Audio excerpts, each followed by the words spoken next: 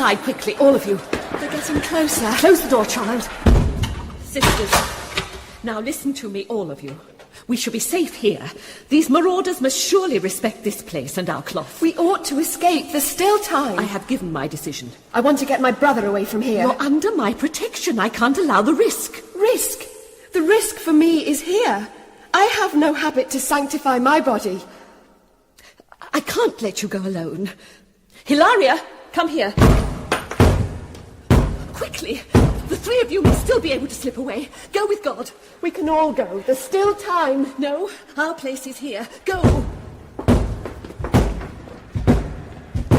You have no business here. This is a house of peace.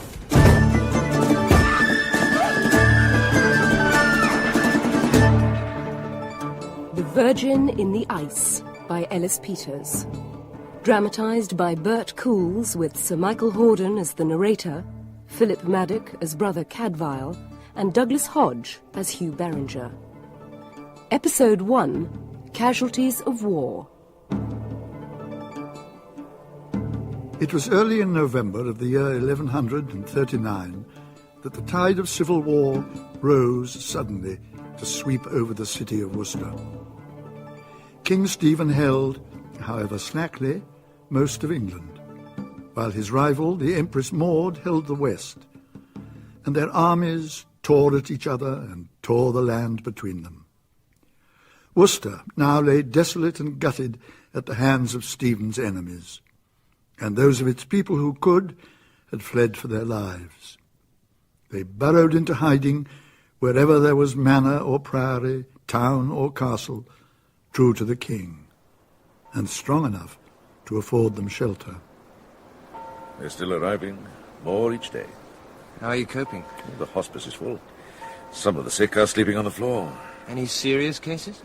4 burials so far, but all past their 70. Most of them need no more than good food and sound sleep. God be praised. Amen to that. A stranger to the Abbey of St. Peter and St. Paul in Shrewsbury might have thought them an ill-matched pair, the elderly, black-gowned Benedictine monk and the young deputy sheriff. But the friendship of Brother Cadfael and Hugh Beringer was founded on grounds deeper and firmer than mere age and station. What's the news from Worcester? The king's on his way there with an army. I dare say most of your guests will be back home before the Christmas feast. Well, they need new stocks of food. Their reserves will be taken by the enemy. And what they can't carry, they'll befoul. You think so? I know it. Brother Cadfael had been both soldier and sailor in his young days, and seen service afar, but was content now with his lot. Cadfael found nothing strange in his wide-ranging career, had forgotten nothing, and regretted nothing. Thank you. Now I must be about my business. You'll be busy just now. The sheriff's spending the nativity off in the north, I hear. Is there anything you don't hear? Yes, the rule of law is in my hands. Wait, Hugh. This is for Aileen. It's a herbal wine, an old Syrian recipe, with a few additions of my own. Warming and nourishing both for her and the child. Any more of your brews inside him and my son will be born full grown. No, you've decided it's a son, have you? Well, so my lady informs me. Thank you, my friend. A new life to counter so much death. Spring in midwinter. What could be more welcome?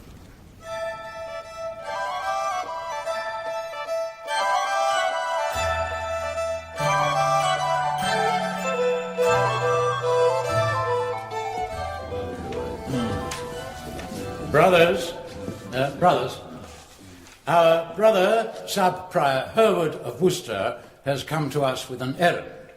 Hereward. Thank you, Father Abbott. I am sent to make inquiry after 2 noble children, a boy and his sister, who were in Benedictine care in our town and fled from it when the attack fell upon us. We have traced their steps as far as the borders of this county, and there we lost them. Are we to understand, Father, these children left the city alone?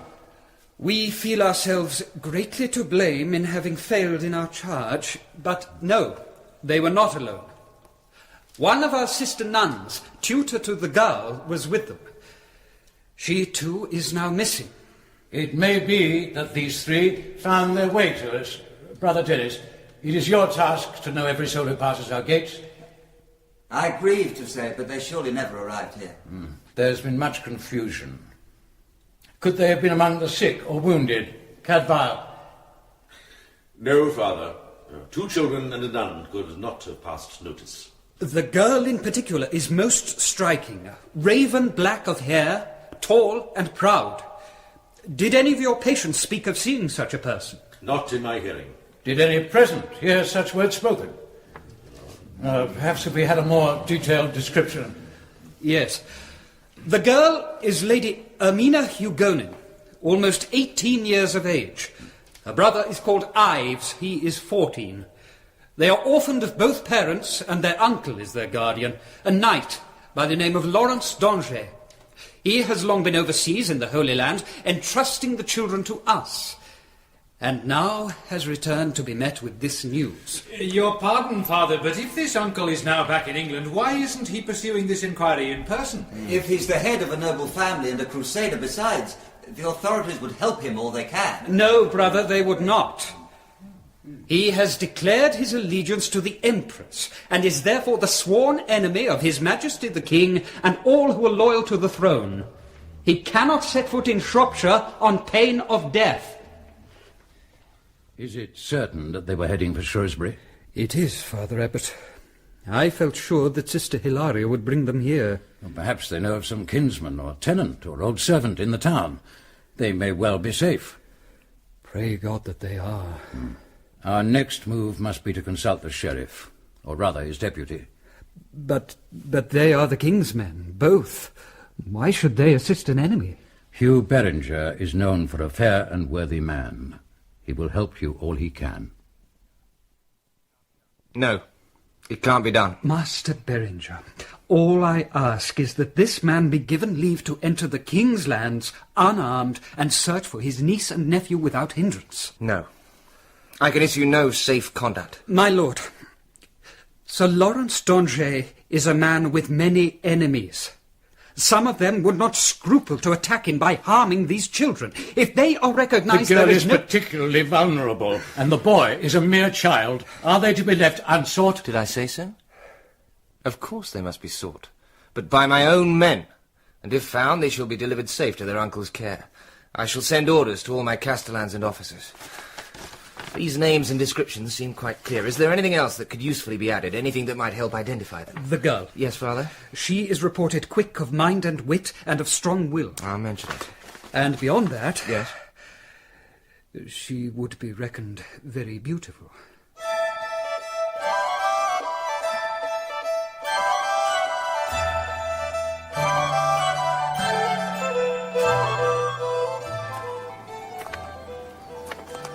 Oh, he said so, did he? Well, even sub-priors have eyes. Willful, daring, and handsome.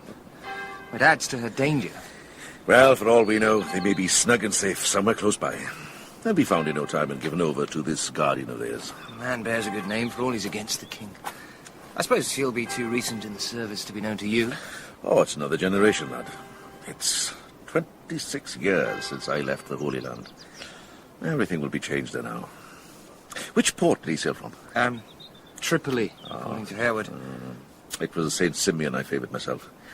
There were good craftsmen in the shipyards there. Yes, and Antioch just a few miles upriver where a certain dark-skinned young widow worked in the market. In the street of the sailmakers. I was 18 when I arrived there. 18. And 33 when you left. And the beautiful Mariam graced both your arrival and your departure, as I recall the tale. She did. And I don't repent of it. Love shared is no sin. And this is no place for such reminiscing. Don't you have a city to run and order to keep? Oh, not tonight.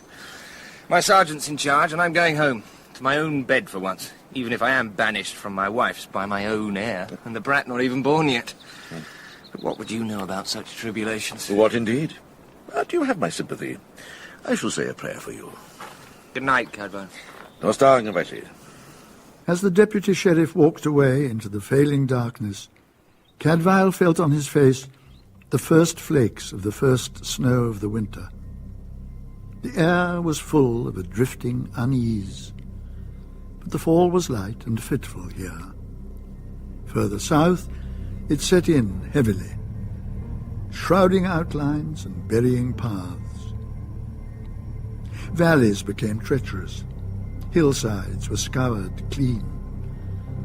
Wise men stayed within their houses and barred both shutter and door. Open up! Open up in the name of heaven! They can't hear us. I'll break the door down if need be. Open up! Oh, thank the Lord. Who's abroad at this hour? What do you want? Let us in, for God's sake. This man needs help.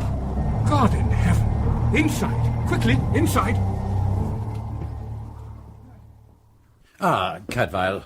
Father Abbott. Thank you for coming so promptly. Your duties permitted it. Well, the hospice is practically bare, thank God. Most of the refugees are away home again now. I'm pleased to hear you say so. This is Master Terence Smithson. Good day, brother. God be with you, friend. Master Smithson is travelling north. He brings word from Bromfield Priory. Bromfield? Aye. How is Prior Leonard? In good health, God be praised. He sends you his greeting. And also a message. Master Smithson. My lord, in the night just past, brother, some decent fellows brought in a wounded man to Bromfield. They'd found him by the wayside, stripped and hacked and left for dead. And half dead he is, and his case very bad. Footpads praying on the road so near to Ludlow. Aye, and the poor man a monk himself. What are things come to there in the south? Prior Leonard asked would I bring word here to you. This calls for skills of healing beyond any man there. Take a good horse from the stables. You have leave for as long as may be necessary.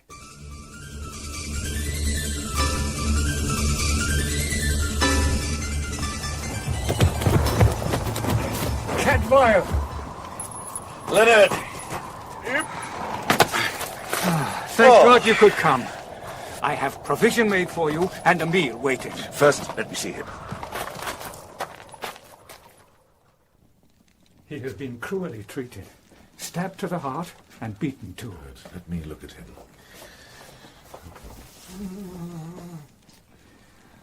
Can you help him, Cadfael? In health, this must be a fine man. Well made and not old. That may prove his salvation. He's deadly cold, though.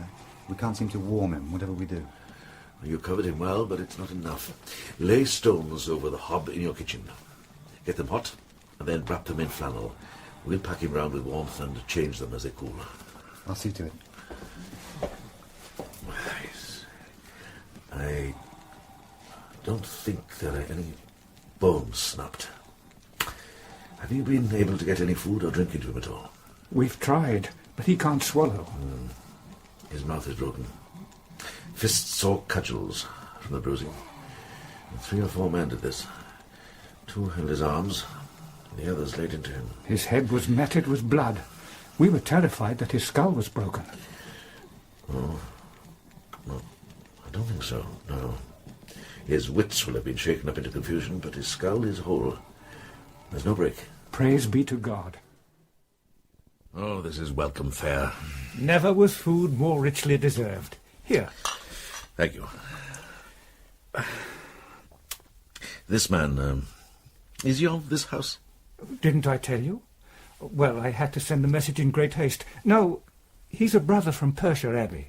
He came here on an errand, delivering a relic, the finger bone of a saint. You know, you've grown somewhat careless with your guests, Leonard. He was well provided for his journey back when he left us. When was that? First light the day before yesterday. He was found that same night, the night of the first snows. A tenant of ours was out after a stray sheep and found the poor soul about 2 of the clock. He carried him here. It wasn't far, thank the Lord. 18 hours gone, but he was no more than a short walk away. What do you know of him? His name is Elyas. Not long in a cloister, I think, though he wasn't anxious to speak about himself. Did he seem concerned or troubled about anything when he left? Troubled? Well, now you call it to mind, yes, he did. I had forgotten. God go with you, Brother Elyas. My thanks for your task well done. Brother, is something wrong? There's snow in those clouds. Your pardon, Father. I was thinking of some travellers I met on my path here. From Worcester, I think they said. Were they heading for us? We've had no other visitors. I thought then that the weather was worsening. I urged them to come here, but they'd have none of it. They were pushing on, come what may. Not a long journey, I hope. Long enough. They were bound for Shrewsbury, and over the hills, too, by way of Foxwood and Cleeton. Not by the road? No. I should have brought them here with me, but the girl was resolute, and she called the tune. Leonard, their leader was a girl, a resolute, headstrong girl. I believe those were his words. Well, did he mention a boy? And a nun with them? How many were in this party? He told me no more than I've said. My friend, have you had no proclamation from the deputy sheriff? 2 young things lost from Worcester in the company of a nun. Oh, I don't recall such a message. I have had much to concern me of late. If it were them, when he left here, could he have gone back to seek them? Cadfael? He could have found them. He could have found them and been bringing them back here. And if he was, then when he was attacked, he was in their company. Off you go, lad. I'll stay with him. He's warmer now, I think, but his breathing still racks him, and he hasn't moved at all. Well, that's to be expected. This is not normal sleep. This is something far deeper. But isn't there anything more we can do? Yes, there is. We can trust to his own strength and to God's. What we have started, he will finish. Now go. We'll speak again in the morning. Thank you, brother. Good night. Good night. Now, friend Elyas, what secrets are you holding in that battered head of yours? Brother Cadfael was long accustomed to sleeping with one eye open and both ears. On his low stool beside the bed, arms folded, head lowered, he drowsed. Do you mind? Madness. Easy, easy now. Come on, come on. So young. The boy would have come with me. The boy. So I was right. May God protect them.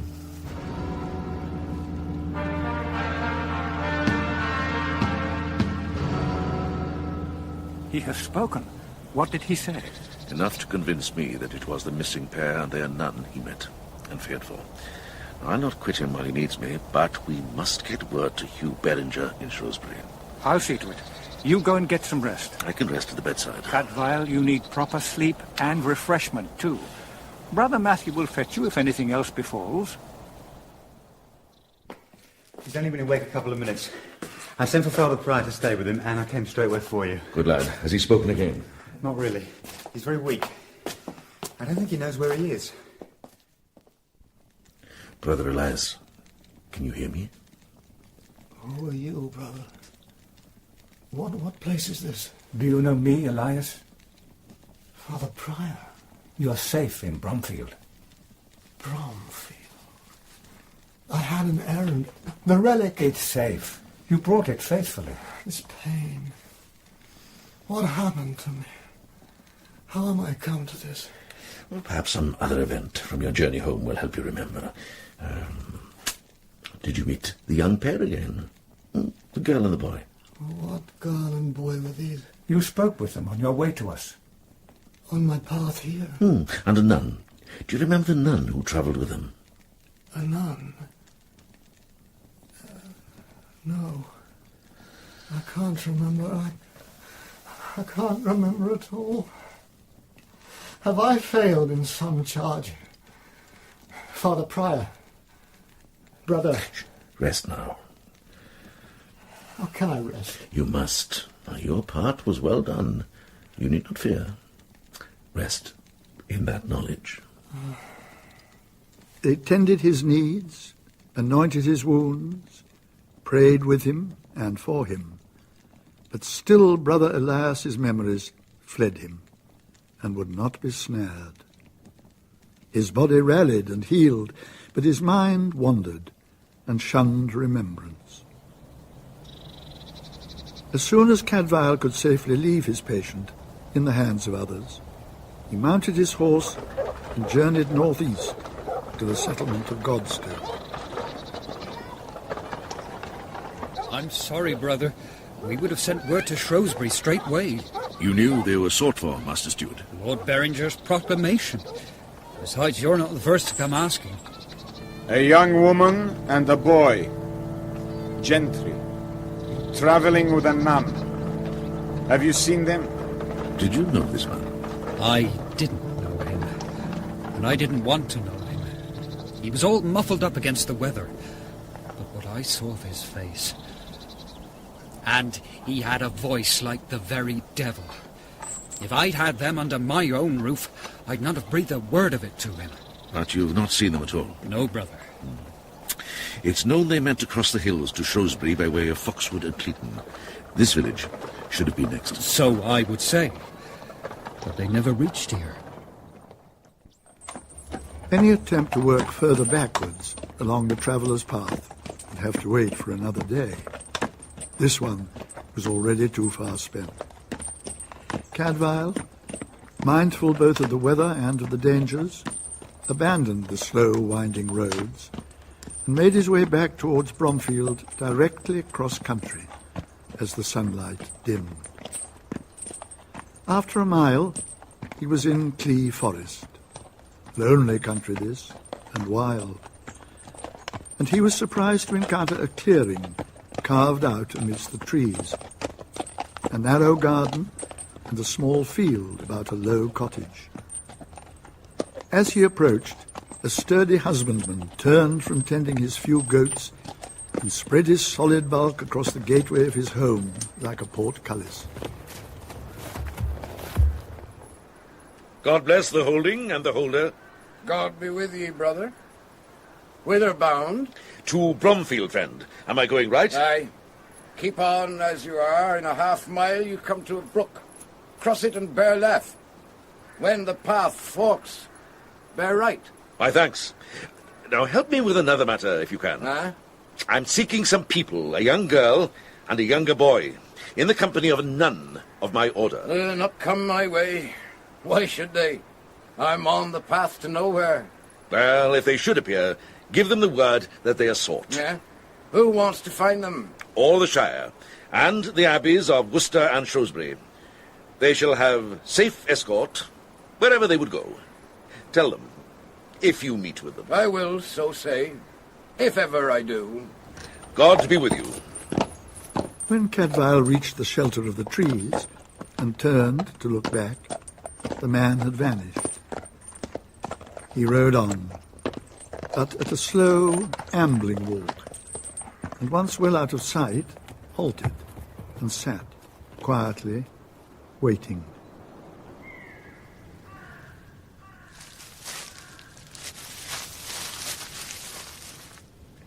You can come into the open. I am no threat to you or any. He told you true. His name is Thurston. He and his wife have been good to me. He said I could trust you.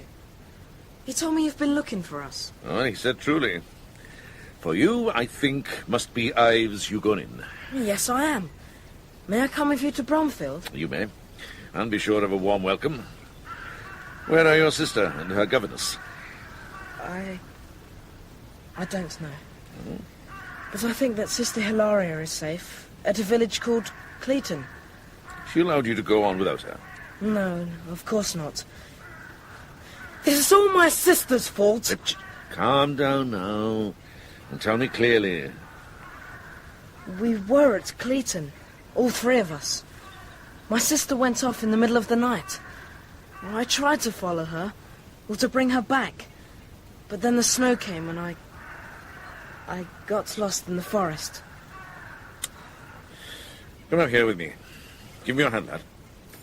There. Oh, good. Now, let's get you home before night falls.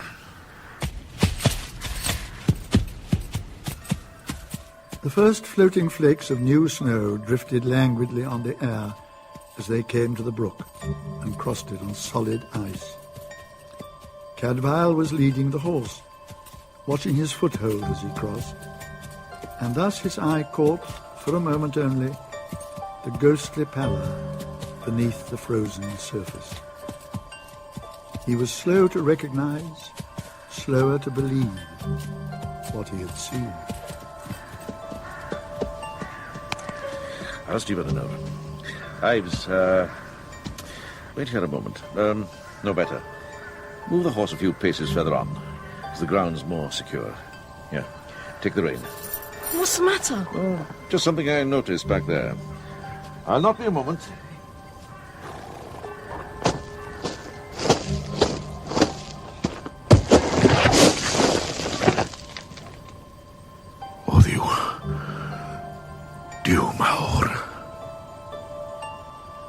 It was not a lamb, as he had briefly imagined it might be. It was longer, more shapely, slender and white. A pale, pearly oval stared up at him with open eyes. Stripped and violated and slaughtered, Ermina Hugonin was at once both found and lost.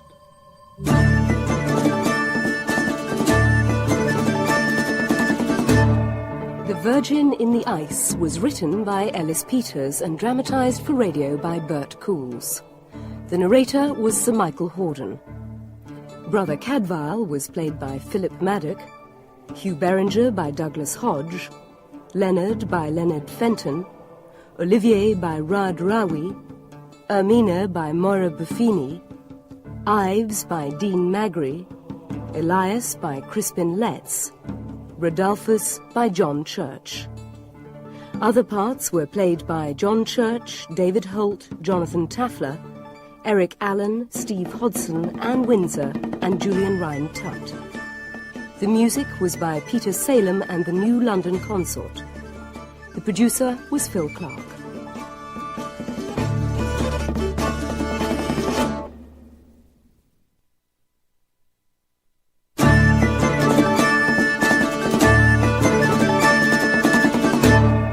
The Virgin in the Ice by Ellis Peters. Dramatised for radio by Bert Coules with Sir Michael Hordern as the narrator, Philip Madoc as Brother Cadfael, and Douglas Hodge as Hugh Beringer. Episode 2. Danger from All Sides.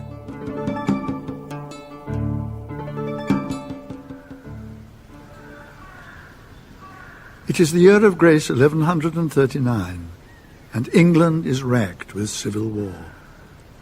While the opposing armies tear the realm between them, bands of outlaws, masterless men, loyal only to themselves, roam and raid and destroy and kill. Fleeing from Worcester when the city was attacked, Lady Ermina Hugonin, her younger brother Yves, and their guardian, Sister Hilaria, were feared lost in the first harsh snows of the winter. But Brother Cadfael has found Yves Hugonin alive and well. He has also, to his grief, found the boy's sister. Easy there. Brother, what did you see? Oh, nothing to fetch you. Is there something wrong? Oh, I thought I saw a sheep caught in the ice, but I was mistaken. Give me the reins. Shift forward a little. Thank you. Right, we must hurry. It's not safe to be abroad after dark.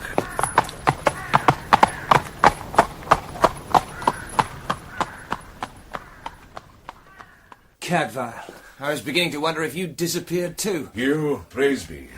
You got my message then? And came full haste. Is it certain they've been seen? Is there any more news? Just a moment, Hugh. Lad, make your bow to Hugh Beringer, the Deputy Sheriff of the Shire. Yves Hugonin at your service and your family's. Yves Hugonin?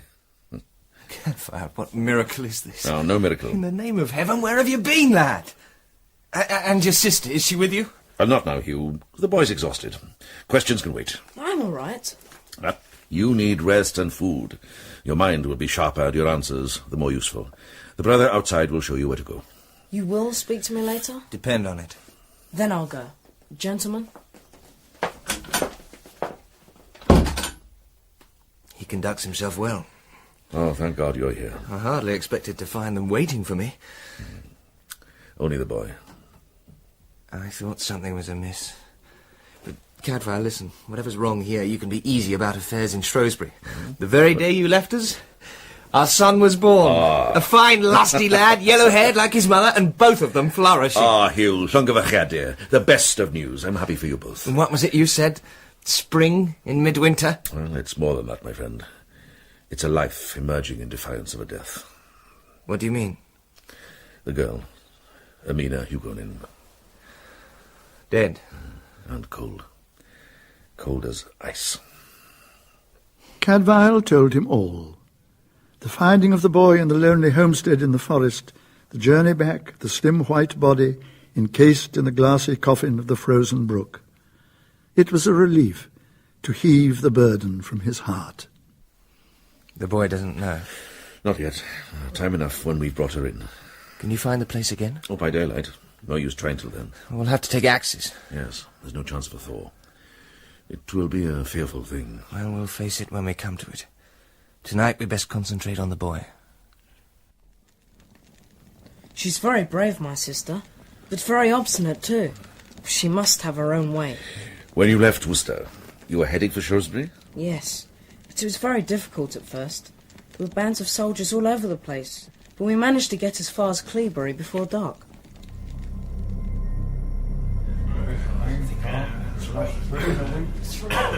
We'll stay here one night, then go on to Foxwood. From there we'll go to Cleaton. Cleaton? But that's not on the road. We'll be safer if we go to Shrewsbury over the hills. Cleaton will be our first stop on the way. Of course we won't be safer, you're mad. That's enough. I know what I'm doing. Begging your pardon, my lady, but the boy is right. You should stay on the road. And who are you to question my decision? He was a monk. Travelling here, he said. Brother Elyas. That's right. He told my sister that the weather was getting worse, and going over the hills would be folly. So she didn't take his advice? No. Was your guardian still with you? Of course, she wouldn't have left us. But it was Ermina who was in charge. Sister Hilaria was very scared. She never questioned anything. I think she was glad Ermina was so strong. But you weren't. I'm much more sensible than she is. I should have been given the orders. Please, my lady, I beg you to reconsider. How many times? Ermina! I'm sorry for her rudeness. Can't you persuade her or the sister? Well, you've heard what she's like. Very well. May God watch over you. And you. Farewell. Now perhaps we can get on. Come along, you two.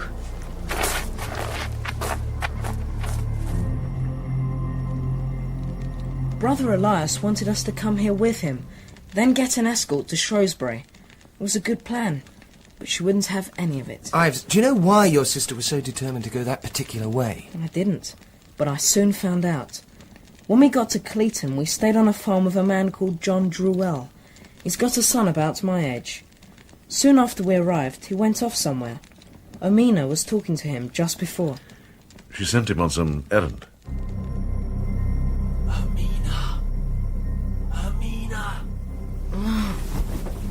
In the middle of the night, a man came to the house in secret. Ermina! Quiet, for God's sake, I'm coming. She went to him. Oh, yes. This was no abduction. She went willingly. Willingly, she went gaily.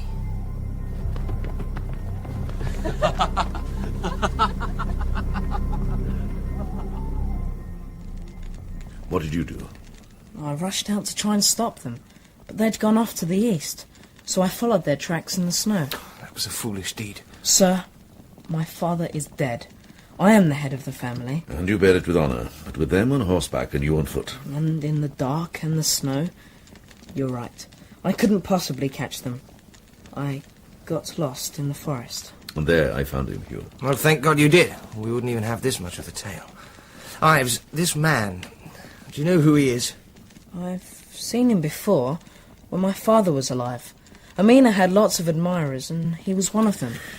Hugh, if he genuinely cares for the girl, he'd not put her at too great a risk. You mean he wouldn't have taken her off on a long ride somewhere? Or in bitter weather and with robbers abroad? No, surely not. And if he was once a welcome guest, he'd be a lord of a manor, at the very least. Oh, yes. She wouldn't look at him if he weren't. Describe him, lad. I suppose he must be about 25. Fair-haired, very handsome, and tall. Taller than you, sir. And holder of a local manor. We can find him. Before releasing Ives to his bed, Cadfael took him across the snow-covered priory courtyard to the small sick room. For all his bearing and his pride, the boy had suffered much. And as they walked together under the stars, with no other witness by, he slipped his hand thankfully into Brother Cadfael's comfortable clasp and clung tightly. Brother Elyas? Yes. But what's happened to him? When he arrived here safely, but on his way back home he was attacked by footpads. Who is there? Elyas, here is Ives, come to see you. You remember Ives? Hello, brother. I'm sorry you've come to this harm. You remember? The boy you met at Clibbery. No, I don't remember anything. What? Don't fret. Give it time. 'Cause first your body will grow stronger, and then your mind. And never fear. It will come.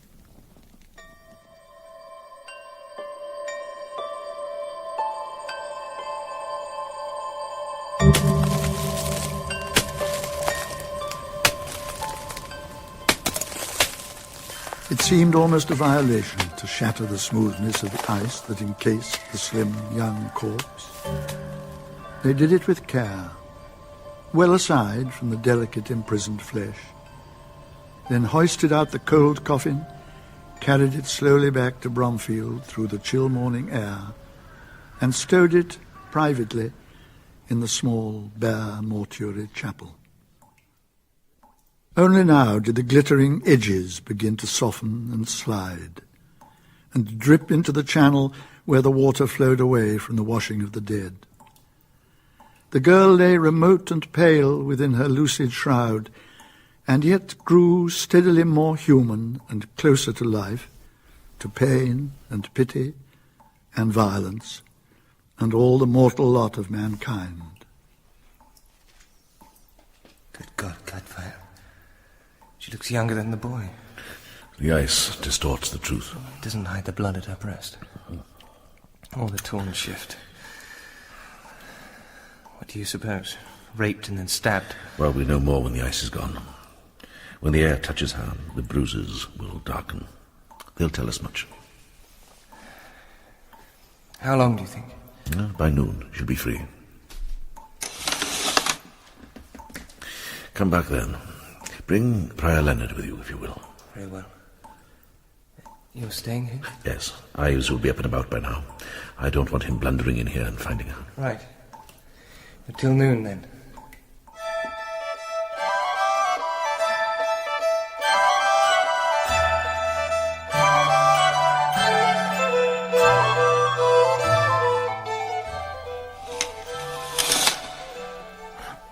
What manner of man could do such a thing?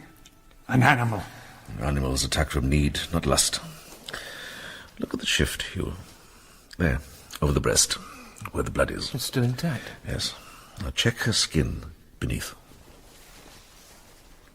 There's no wound? No. Not so much as a scratch? This blood isn't hers.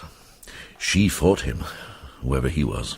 Or them, more like. Dear God. And fiercely, too. Well, that goes well with her nature, by all accounts. But if she wasn't stabbed, how was she killed? Look at the marks around her lips.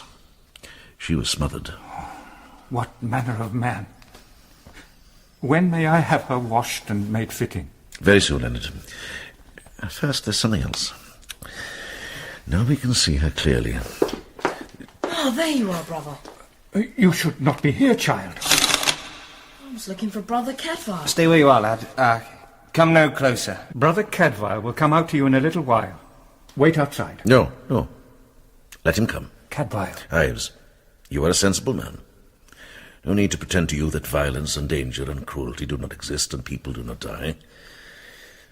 We have here a dead body, not known to us. Cadfael? Look at it if you will, and say if you know this face. Hugh. Very well. But how is this possible?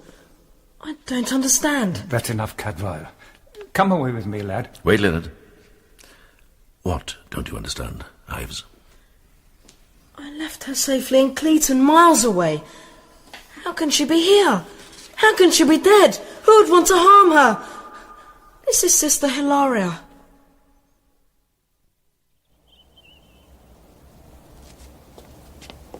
I never pictured her as that young. The description we were given was little help. Just a Benedictine sister. Well, what more was needed? How many similar parties were on the road? You knew, of course. Not at first. And then it was no more than a suspicion. But once she was free of the ice, I was certain. How? The hair. What young woman of the world would crop her hair that close? And once it dried, it was the wrong colour. Besides, the Lady Ermina is raven black, according to report. And still to be found. Take heart, Hugh. With luck, we can pick up her trail. The lad could do with something to turn his thoughts from the murder. He can show us the way to that farmhouse. No! Oh, easy, lad. But there's nothing left. Nothing. Master Droll! John! Stop him, Hugh. John! Keep away from the house. Ives, don't! Hugh! He's all right. I've got him. Oh, for the love of heaven, boy, learn to use your eyes before anything else.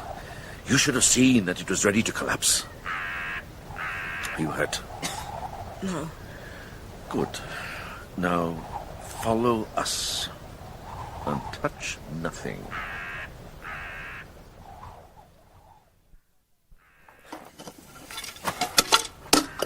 This is not one man's work. Oh, it's outlaws. Robbing for food and burning for sport. The same band who set on Elyas and Hilaria. They've killed them.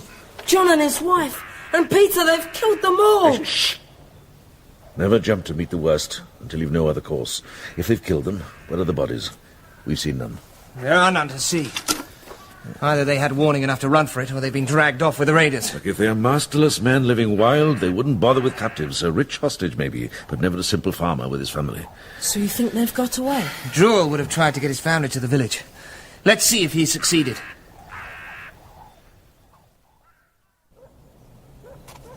Stop where you are! We're armed, all of us. Get off your horses and walk forward, slowly. Your names. Your business here. I am called Cadfael, of Shrewsbury Abbey. And this is Yves Hugonin, ward of St. Lawrence d'Angers, crusader. And your other companion? My name is Hugh Beringer of Maysbury, by the grace of His Majesty the King, Deputy Sheriff of this county. My lord, forgive this greeting. These are uneasy times. What's your errand here, gentlemen? We're looking for John Drool and his family. And pray God that they reach here in safety. Follow me. Your prayers have been heard. So you've been up there where our home was? Yes, friend. We've seen it. It's hard to live solitary in the hills at best. Villainy like this we never thought to see. I swear to you, I'll do everything I can to track these men down. You don't know these parts, my lord. The hills are full of hollows and hidden valleys. You could ride a horse length from the entrance to their camp and never know it. Well, perhaps you can help swing the scales in our favour. Give us an account of the attack. When was it, first? It was 5 days ago. 2 days after the lady and the boy disappeared in the night. And worried sick we were at that, I tell you. What were you thinking of, lad? John! I'm sorry for it. It was a shameful way to repay your kindness, but I had good reason. Let it by now, friend. Tell us about the raid. Well, as I say, it was the night of the first hard frost. Very late, towards dawn. We were woken by the dogs, and then we saw torches. They came down the slope of the hill. Down the slope? From the west? Aye, my lord. How many men? It's hard to say. At least a dozen, maybe 2. Too many to fight. All we could do was run. When we got to the top of the ridge, we looked back and saw the flames. The barn, our house, everything destroyed. Save our lives, thanks be to God. Amen to that. One last question. What became of Sister Hilaria, the nun who was travelling with the other 2? Why, she were well out of it. She were gone. Gone? The afternoon before, my lord. And with a safe escort, too. A Benedictine brother came for her to take her to the priory. She knew him, so it seemed. I never saw a woman so thankful to have a friend take her in care. I don't doubt she came safe to Bromfield.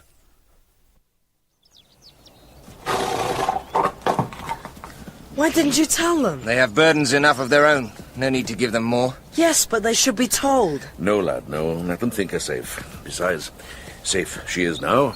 That's no lie. My lord! My Lord Beringer. What is it? It's about the missing lady, sir.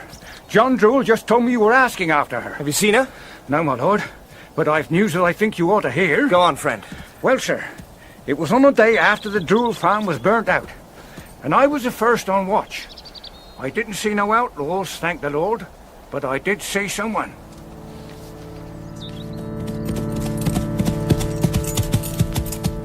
Travelers. A woman and a boy in the company of a nun. Have they been here? Well? He was a shepherd or some such by his clothes, but he didn't sound like no shepherd I ever heard. That voice turned me cold, I swear it. What did he look like? He was built like your lordship, light and long. I didn't see his face, he kept his hood low. I did once see his eyes, black, with a yellow glint, like a hawk. When he left here, which way did he go? East. My lord, there is one more thing I can tell you. Yes? Like I said, he was dressed like a farmer, like one of us.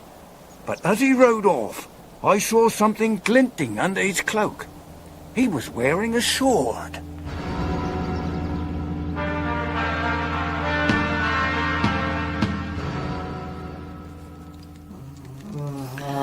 Hush now. Shh. All's well. Come in, Hugh. You won't disturb him. I've been hearing the reports from my men. Our friend Druil isn't the only one who's fallen victim. Another attack. We have the devil amongst us, Cadfael.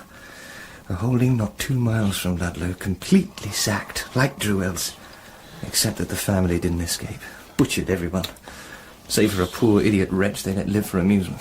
To think they dare so near a strong town. Trying out their claws. A deliberate insult to King Stephen. And to me.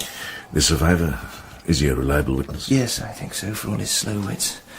His account made good sense once I pieced it together. He says they came around midnight, about 20 men, armed with daggers, axes, and swords. 3 of them were on horseback. Does he know when it happened? He used exactly the same words as Druil, the night of the first hard frost. It's the same band, then.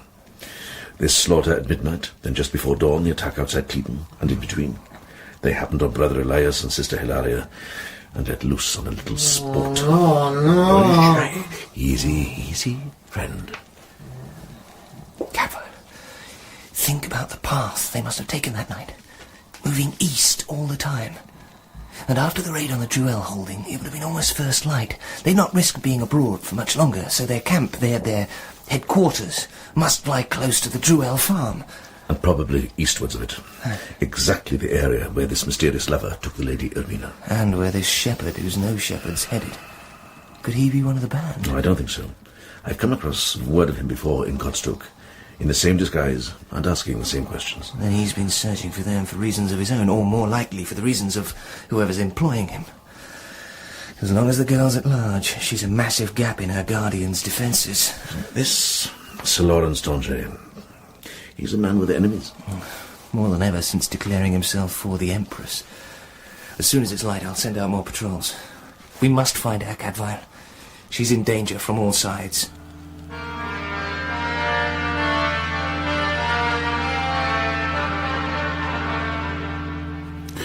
I'm sorry I wasn't awake. I wanted to come out with you this morning. Well, Leonard insisted I let you sleep. Besides, you'd have seen nothing you haven't seen before. What do you mean? There's a manor called Elyas, around the flank of the hill from Druel's place. Or rather, there was such a manor. It's been wiped out, filleted like a fish. Oh, dear God, is there to be no end to it? It's a wasteland, nothing left alive. How many were killed? I left my men digging out the bodies. No telling how many they'll find. Who's the lord of this manor? One Everard Botterill. By all accounts, a young man, tall, fair-haired and well-favoured. That's Ives' description, almost word for word. And this Elyas is close by the Druel farm. It all fits. When was the raid? Could you tell? Before the frosts set in. But not long before, perhaps 2 days. It's exactly when the girl went off with her lover. Oh, have their bodies been found? Cadfael, you should follow your own good advice. Don't go leaping to meet the worst. Botterill holds 2 manors. 2 manors? Look here. His other holding is Ledwich. There, you see? Down the valley from Elyas. And with a path between them, through the forest, where they could have escaped. Did you follow it? Not far. I wanted to get back here and send off word for more men, but I had good fortune, better than I deserved, maybe. Look at this. It's a headband. It's exquisite. Fit for a noble lady. That's hers. That's Ermina's. Oh, thank God. Our first positive sign. Was she wearing it on the journey? Not when I was with her. It was much too fine. But for him, she'd wear it. The ribbon's broken. As if it's been pulled off. Where did you find it? There, you see? It was caught on that branch. But it must have been torn from her brow as the horse pushed through the bushes. To take the quickest way down the slope, so I read the signs. Look at these tracks. 1 horse and heavily loaded. Carrying 2, if I'm any judge. With God's good grace, we'll find both the lady and her lord at the end of this path.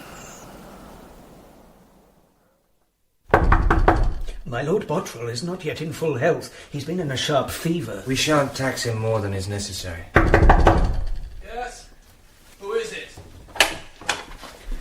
My lord, here is the deputy sheriff come south to see you. The deputy sheriff? You're heartily welcome, sir. One moment. Now, don't try to stand, my lord. We know you've been ill. Yes. You find me in some disarray. I'm sorry for it. Sir, I'm sorry to press you, but our business is urgent. We are seeking the Lady Ermina Hugonin, who is known to you, I believe. Ermina? Yes, she is known to me. We think that you took her to Elyas for safety, and from Elyas to here, when the raid struck. You are correct. I brought her here, safe out of that attack. Sir, my sister has caused a great deal of worry and labour. Please have her brought before us at once. Your sister? Yes, I recognize you now, young Ives. I can't. She isn't here. I don't know where she is.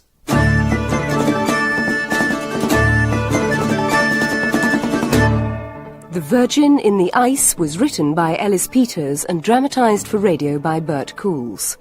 The narrator was Sir Michael Hordern. Brother Cadfael was played by Philip Madoc. Hugh by Douglas Hodge.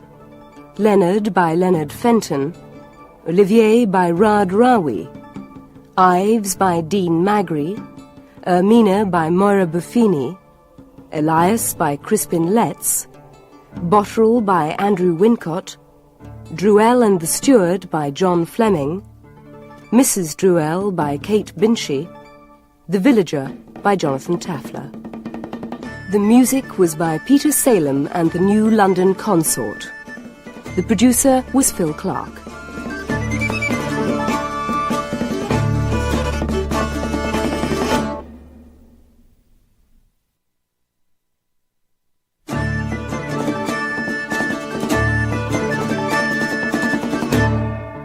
Virgin in the Ice by Ellis Peters, dramatised for radio by Bert Coules, with Sir Michael Hordern as the narrator, Philip Madoc as Brother Cadfael, and Douglas Hodge as Hugh Beringer.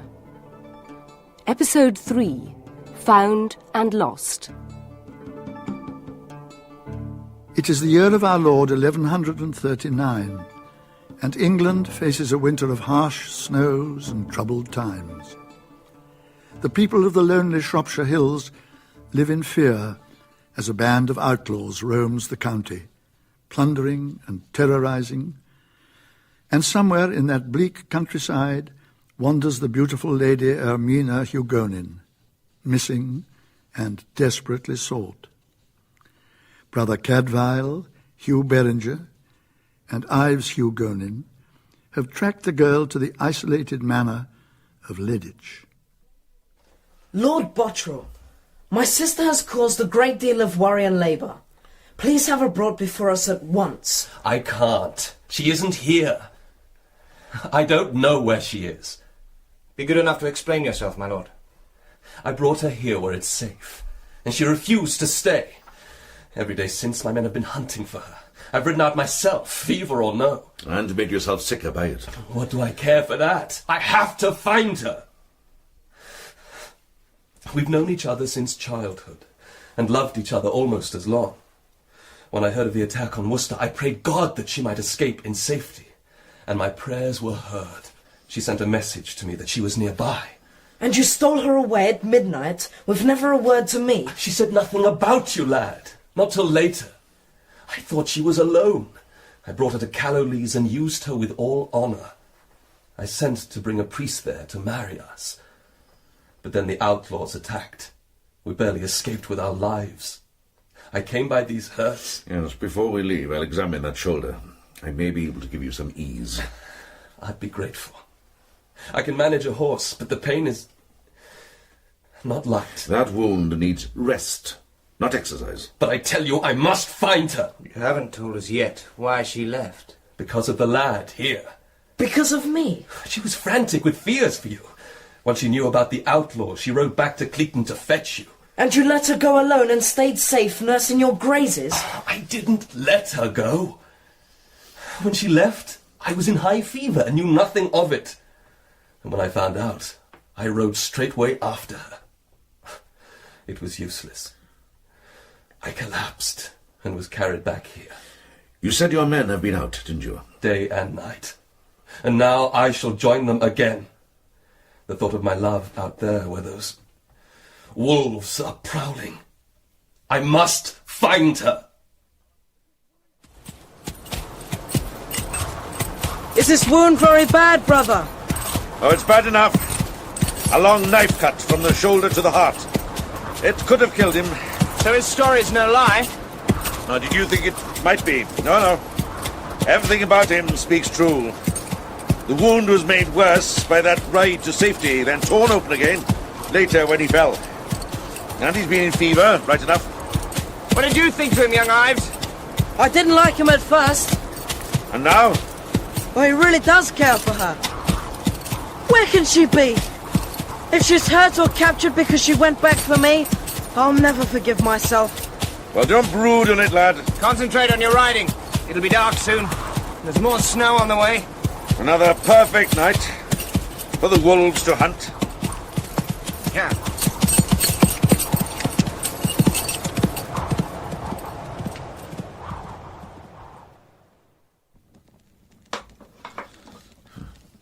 Can't you finish the bowl, Elyas? I have no taste for food. Well, you've taken half. Will you rest now? If that's your will. Brother Elyas, bony and shrunken in his habit, was healed in body, but his mind had not the same strength. Yes? Good evening, brother. Oh. May I come in? Yes, of course, lad. Thank you. I thought you'd be in bed after the day you've had. I don't want to sleep yet. I'm not tired. How is Brother Elyas? Has he remembered anything yet? No, not yet.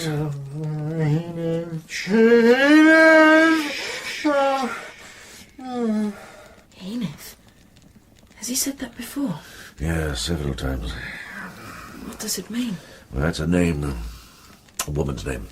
Welsh. I think she may have been his wife.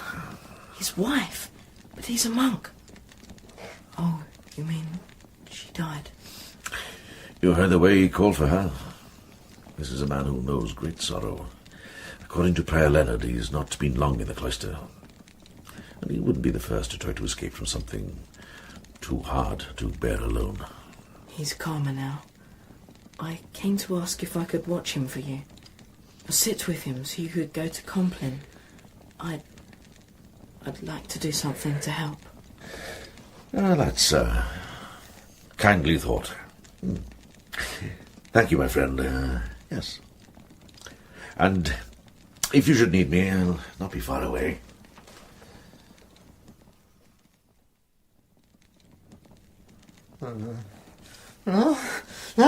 Brother?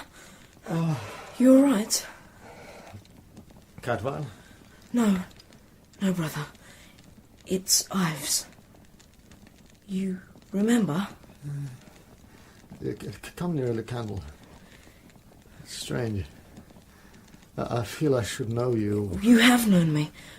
For a short time we travelled together. There was snow threatening. Yes!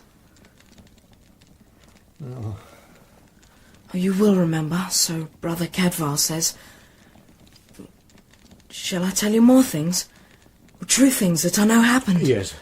Speak to me of what happened.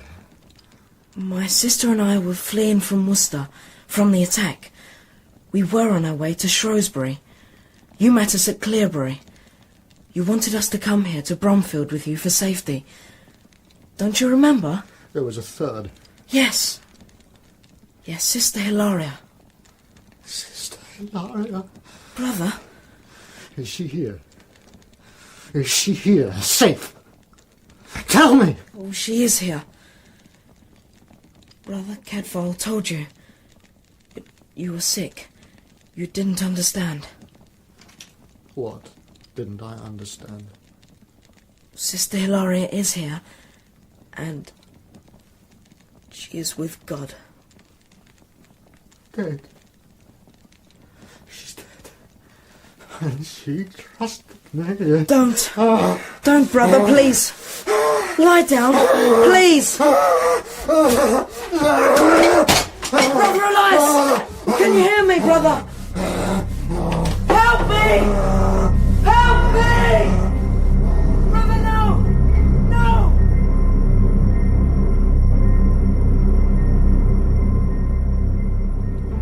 Gone? Yes, both of them. When I got back here after Compline, the room was empty. We must order a search, the whole enclave. Wait, fella. There are 2 sets of tracks in the snow outside, making straight course for the gatehouse. They've gone outside. In this blizzard? What are they wearing, do we know? The boy was cloaked and booted. Elias' sandals are gone, but he's wearing a habit, no more. Good dear Lord. Sergeant, assemble the men at the gatehouse. We'll go out in pairs, not more than a mile distant. I don't want any more missing. I'll be there in a few minutes. We should still search the household. Cadfael, could you have misread the tracks? Well, it's possible, of course, but I don't think so. My men will take outside. Perhaps the brothers can search the priory? I'll see to it. This is my fault. Nonsense. I entrusted the poor wretch to a boy hardly less wretched.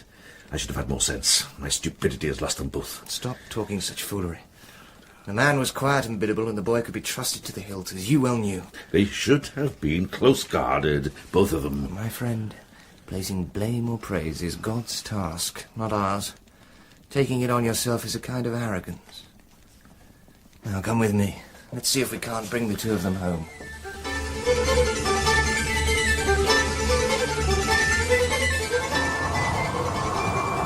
The last group's back in. No signs? Nothing.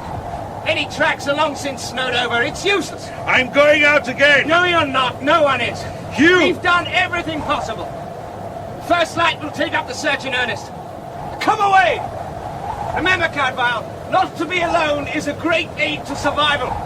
Take comfort in the fact that they're together.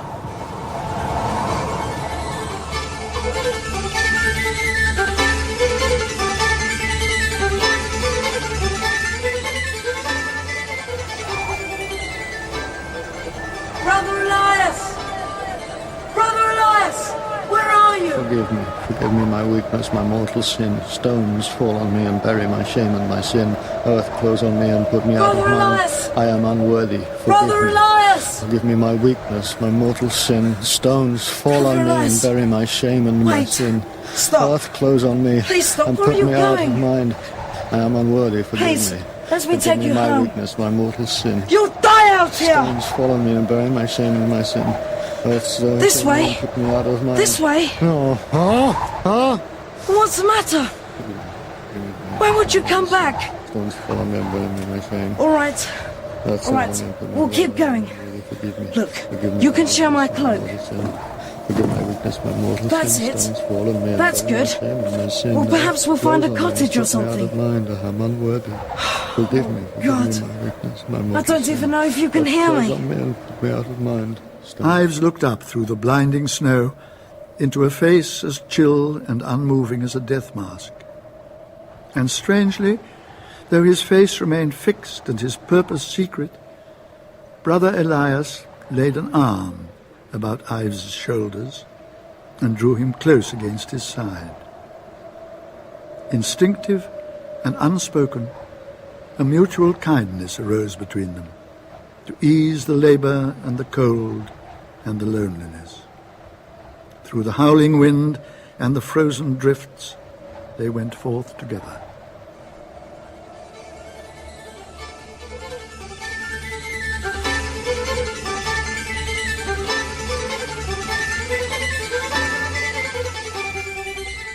After prime the next morning, Cadfael ploughed his way down to the Priory gatehouse.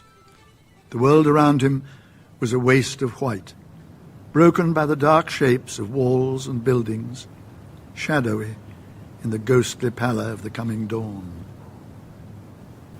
Good morning to you, friend. Ah, Brother Porter.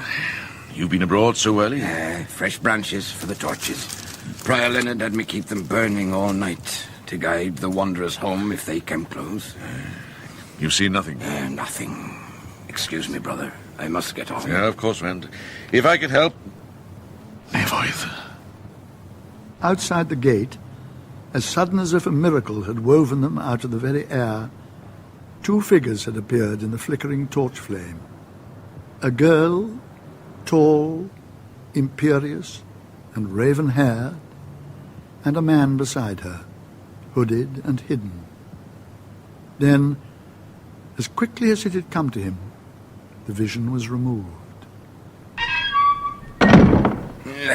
No need to invite the wind to bring us even more snow. Didn't you see anyone outside? No one. Oh, perhaps I was mistaken. If the mind desires something enough, the eyes will see it, so they say. Well, I do. And there's truth in it. Or perhaps your eyes are just keener than mine. Good God! One moment! Good morning. May I enter and take shelter? All travellers are welcome here. Come inside. My thanks. Good morning to you too, brother. My lady, you're alone? I am, and I think you have been looking for me. My name is Ermina Hugonin.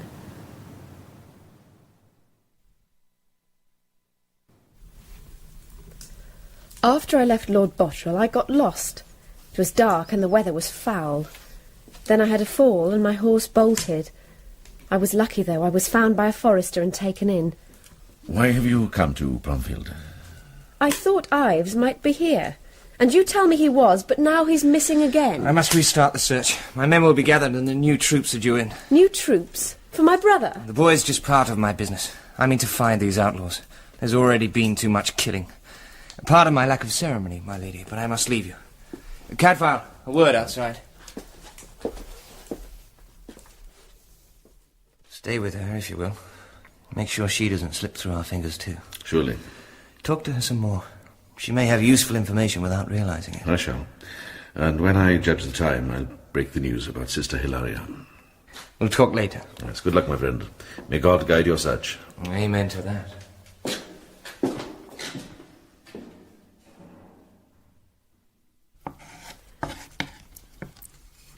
This is good.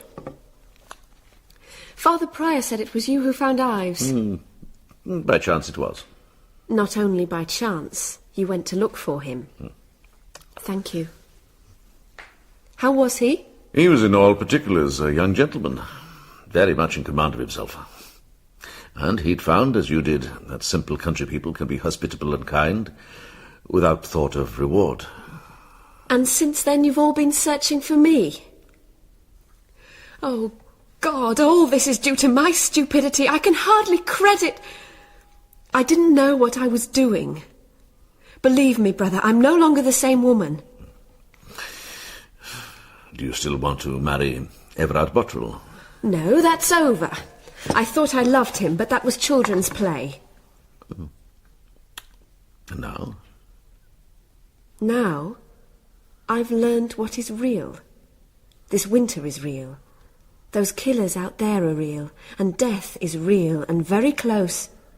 I can see now that my brother is far more to me than Lord Bottrell ever was.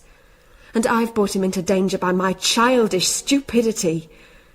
Thank God that at least Sister Hilaria is safe. She must have been so worried. Does she know I'm all right? When may I see her? Brother? Forgive me, child. I had hoped to prepare you.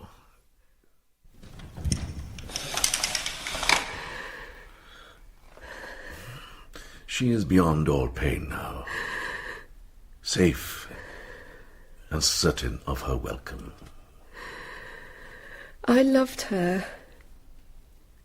I loved her very much, and I have destroyed her. This is my work.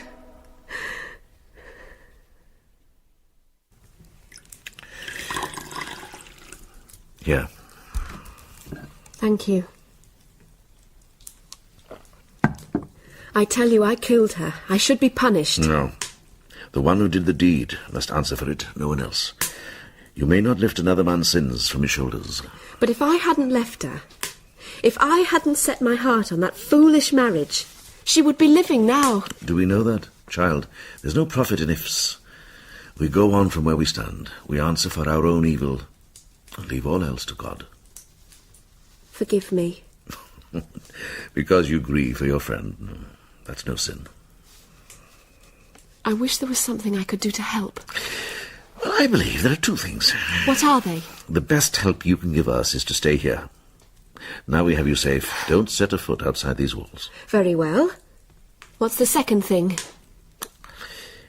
You can tell me about the man who brought you here, to Bromfield. No one brought me. Am I a child that I need an escort? Listen to me, my lady. You are far from home, and there is danger from all sides. Danger? What are you talking about? Your uncle is a man with many enemies. Now, what better way to harm him than by harming you? Do you mean this rabble band of outlaws? How can they hurt me here? How can anyone? A man may come in the guise of a friend, but hold nothing but hatred in his heart. You're mad. We had reports of a stranger seeking you and your brother, a man who carries hidden weapons and dresses like a shepherd. I suppose they also told you he's black-skinned like a devil and speaks in the accents of hell. These country peasants. And how do you know that's what they say? Unless he told you so himself. Very well, I admit it. I admit it because I have nothing to fear from him. He's acting for my uncle. He was sent here to find us and take us back to Gloucester. He's given you proof of this. Such cynicism from a man of the cloister. He's given me his word. And you believe him? Yes, I believe him. Why do you think I agreed to stay here safe like some weakling while everyone else looks for Ives? Because that's what he wants me to do, and I shall do as he bade me. He's going to find my brother, then he'll take us both home. He was born in the Holy Land. Why should an enemy use an agent from abroad? To add strength to his story that he came from your uncle. Why are you doing this? Why are you trying to make me doubt him? He is kind and loving and gentle, and has shown me nothing but honourable courtesy. I shall never doubt him.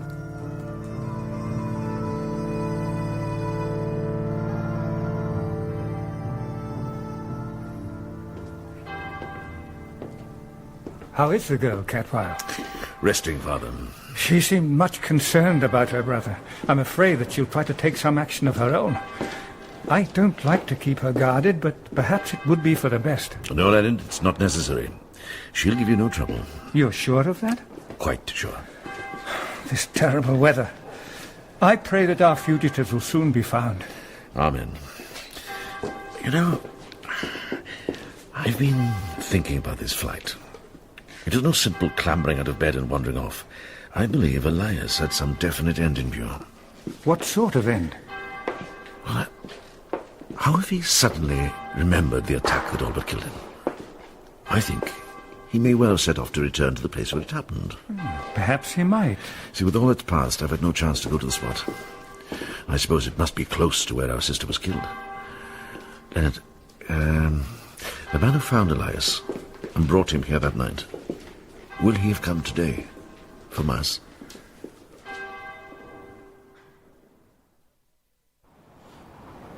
There, brother. That's where I found him, stripped of his cloth like all the other poor souls these villains have butchered. Thank you, friend. I all but fell over him, lying naked in the snow. They must have met him on the road, set about him, and then just left him where he lay. And then carried on along the path to Cleaton. Brother, what's wrong? Come with me, if you will, Master Dutton. There's a place I want to see again.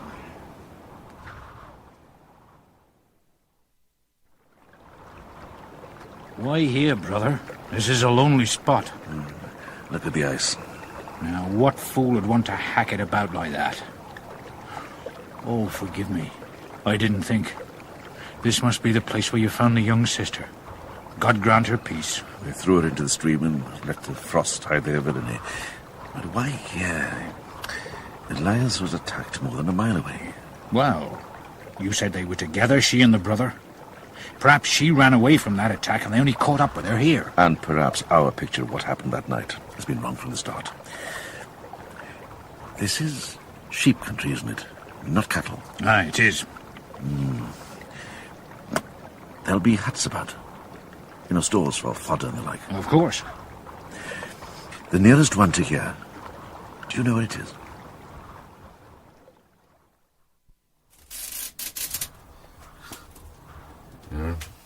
Empty. But someone was here.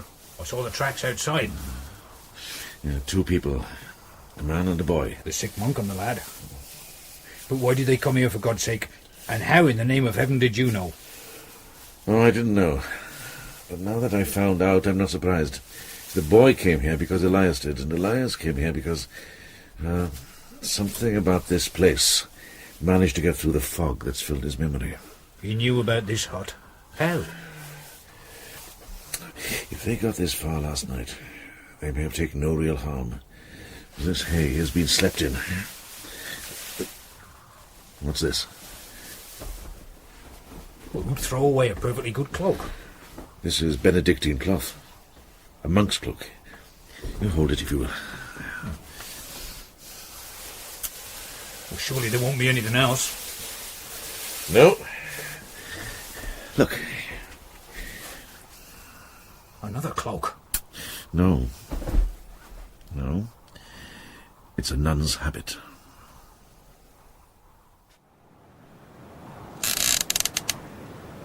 I don't understand this at all. Were the lad and the brother here last night? Yes, I think they were. And Brother Elyas was here before. And what happened then is the key to everything that afflicts him now. Wait there, friend. Don't let's disturb things more than we already have. What can it matter now? Have you found something else? Yes, I have, with God's help. Is it important? Possibly, but we've more immediate concerns.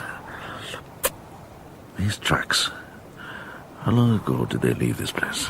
Oh, they could have been made any time. No. They're a good few hours old. At least the boys are. Brother? Let's see where they lead.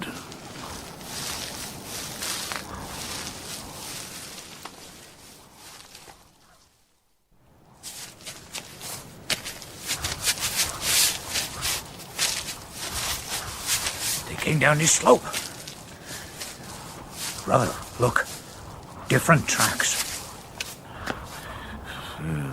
A dozen men at least, and horses too, well laden. Several hours ago. There's only one company would be abroad that early. The outlaws. There's a village somewhere laying out its dead this morning. And I came out of those trees and stopped here for a time. And then went off to the east. They stopped here? Was it because they chanced on the monk and the boy? They'll have murdered them for sure. Oh, look around you. Do you see their bodies?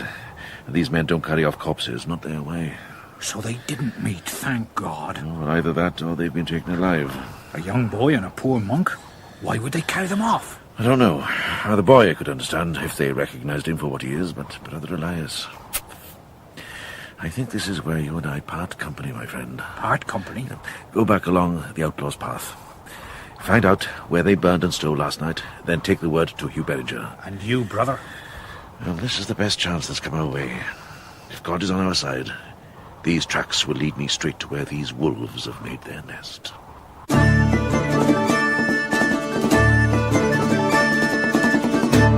The Virgin in the Ice was written by Ellis Peters and dramatised for radio by Bert Coules. The narrator was Sir Michael Hordern. Brother Cadfael was played by Philip Madoc, Hugh Beringer by Douglas Hodge, Leonard by Leonard Fenton, Ermina by Moira Buffini, Yves by Dean Magry, Elyas by Crispin Letts, Bottrell by Andrew Wincott, Dutton by Eric Allen, the Porter and Sergeant by Steve Hodson. The music was by Peter Salem. The producer was Phil Clark.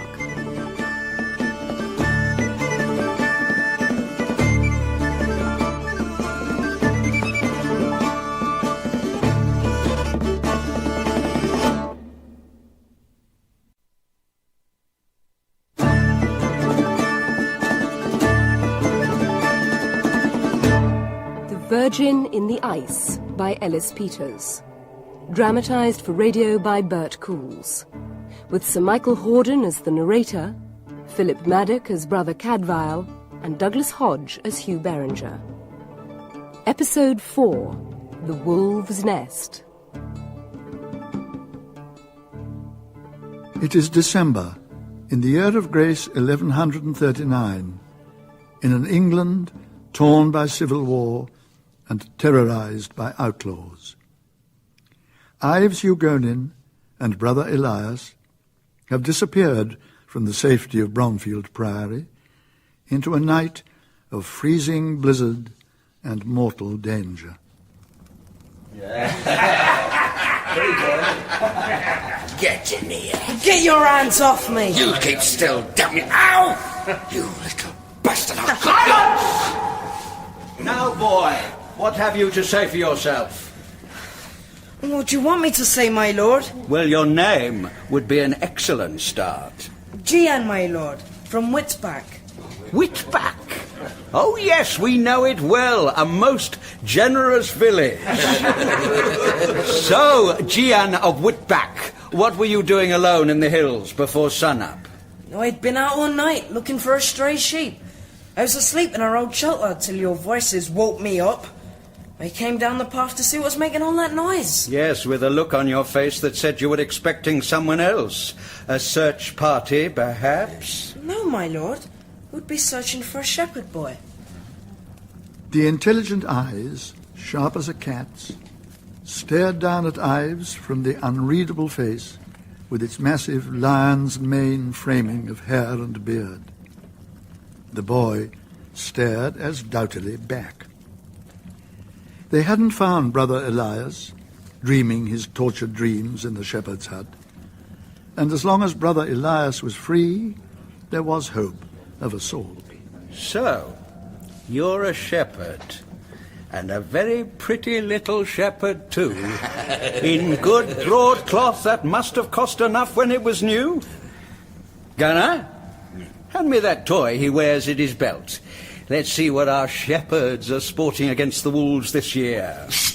Here, my lord. Thank you. Well, well. So they favour silver and precious pebbles. Now, who are you? Grissom.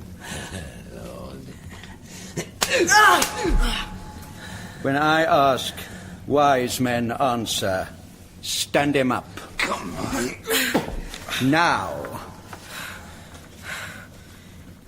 My name is Yves Hugonin. Are you son to Geoffrey Hugonin of Worcester, who died a few years back? I am. Well, well. Garin? Sir? Take our guest away and feed him. Let him warm himself by the fire. He's worth more than all the other plunder put together.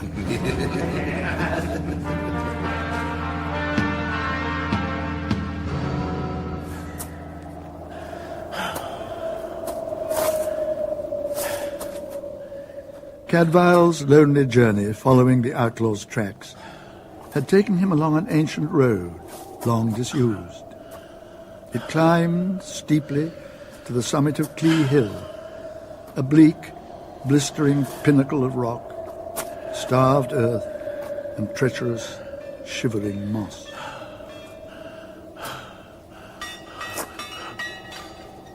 Bithywinna. Gove. A smith.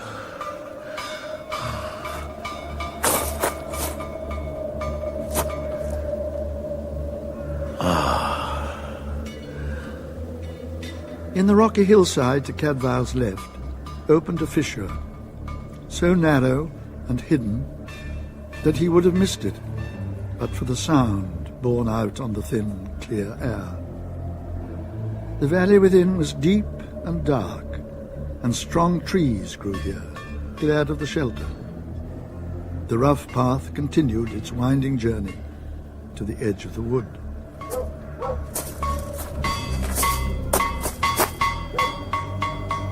Du Benedictine.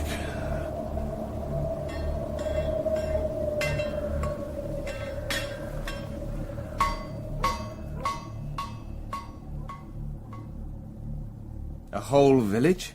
Grazing for sheep and cattle, several small buildings, and a main hall with a tower, almost a castle. We've been looking for a small band, 30 men at the most. The attacks must have been by raiding parties. They've got an army in there. And an army needs a leader. There's intelligence behind these men.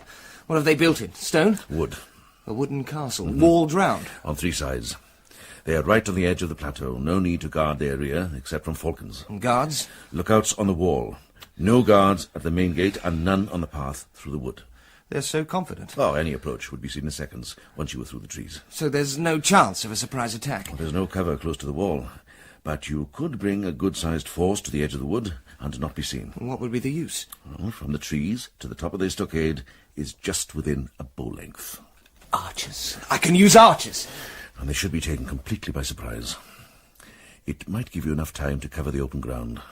The snow's settled there, and it's flat and secure enough for a mounted charge, as far as I could see. You shouldn't have taken such a risk. Oh. God knows it was worth it. I hope so. Tomorrow we'll find out. We? I thought you had done with arms, brother. I believe Yves and Elyas have fallen into the hands of those murderers. Whatever you say, I hold myself to account for it. Armed or unarmed, I'm coming with you to get them out. Oh, very well. But keep yourself out of trouble. I don't want to have to answer to the Abbott for the loss of his garden keeper. Oh, who knows? He might well thank you for it. Now, I've enough cavalry here, but we'll need foot soldiers and more bowmen. At first light tomorrow, we'll go into Ludlow. I'll order out every man they can muster on the king's business. It's a pity we can't take them at first dawn, but that will do us as a day. See, the best plan would be to... Cadfael, this is not your task, my friend. Your pardon. I forget myself, unregenerate as I am. Perhaps this is something more legitimate. These were in a shepherd's hut, near where we found the nun. What made you look there? What do you think of the weather that night? A freezing blizzard and a bed of snow and ice aren't likely settings for casual rape. No, it had to have happened somewhere more sheltered. And these things are hers? Only the habit. The cloak belongs to Brother Elyas. They were there together when the outlaws chanced on them. No, it couldn't have been that straightforward. For one thing, that hut's a good way off the robber's path, and besides, these devils just leave their victims where they lie. And why was the sister's body taken out and thrown into the stream? Why was Elyas found more than a mile away? And why was this clothing deliberately hidden? Hidden? Buried in the hay. No, Hugh, no. Whatever happened in that hut, I don't think these outlaws had any part in it. Brother Cadfael? Brother Cadfael? Oh, child, you're shivering. What are you doing out here? I came to find you, but you were with the deputy sheriff. I've been waiting for you. I heard some of what you were saying. Oh, how much did you hear? You found Sister Hilaria's clothes. Now, this is no place to talk. Come inside. Come on.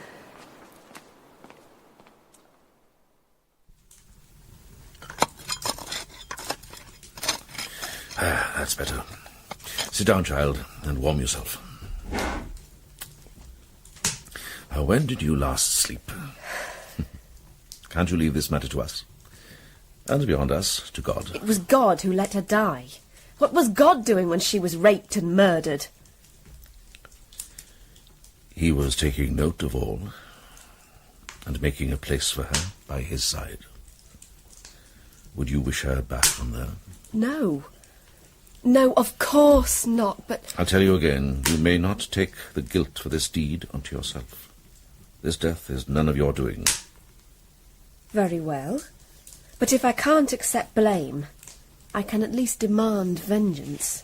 That also belongs to God, as we are taught. It is also a duty of my blood, as I was taught, and my dedication to duty is no less than yours. May I see her clothes? I should like to touch them. Here.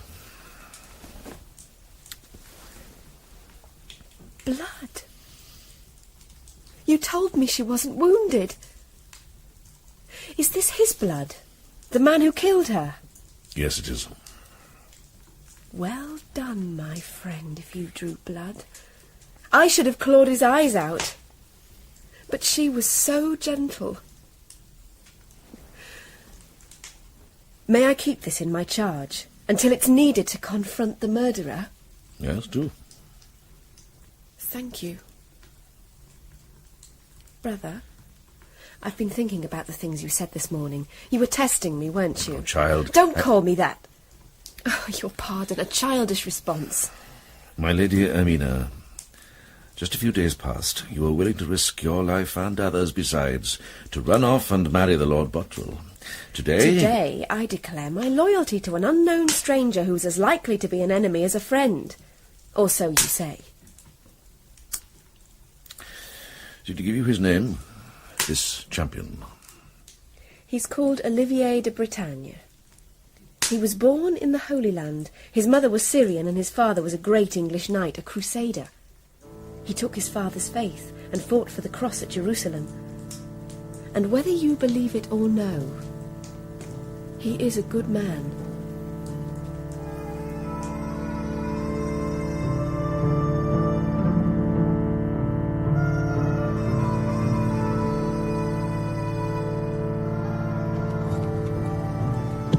Cadfael, are you sure this is fitting? My vows are quite secure, my friend. I go only as guide and comforter. Bandages and ointments for fresh wounds. I may well need all of these, God help us.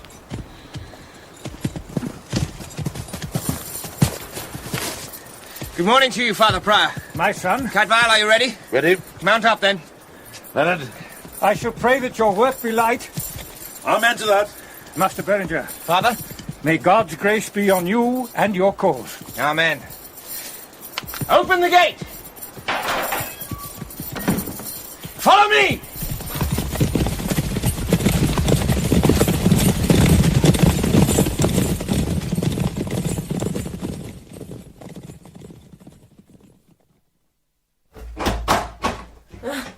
Who's there? Get up. Oh, now what? You're wanted. Come on. Ah! Oh.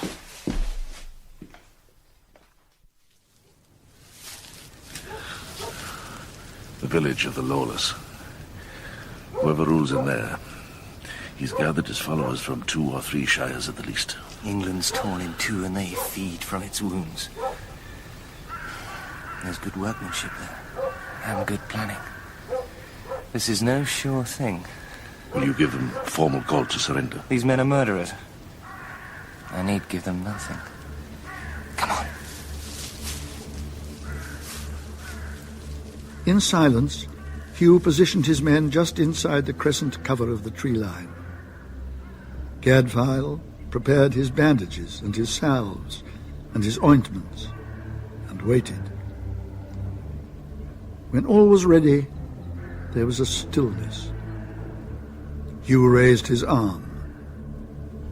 Loose!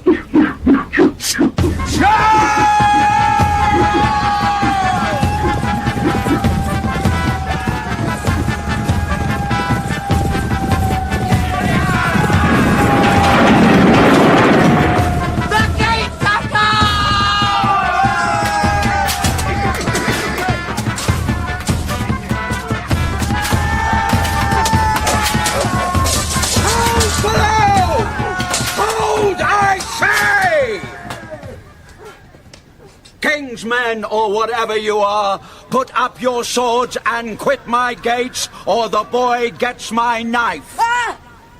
If you want him alive, then get back out of range, or I cut his throat now, and you can take him with you as carrion. Well? I am the king's man here.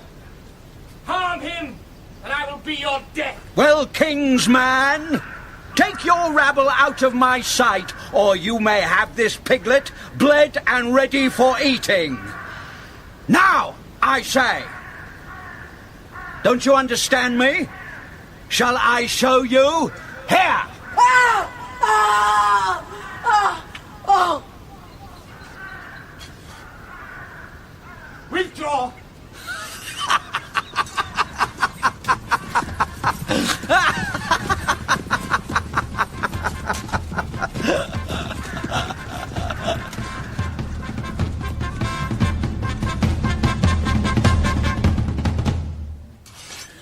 So how badly did he harm the boy? Enough to make his point, but that's all. As you said, he's no fool, whoever he is. Oh, I know him. Alain Le Gaucher. He's a younger son of the Lacy clan. A by-blow, born on the wrong side of the sheets. He served in France for a time. Do you know anything else about him? A weakness or a fear? You know, something we could use against him. No. Nothing. Well, then it's deadlock.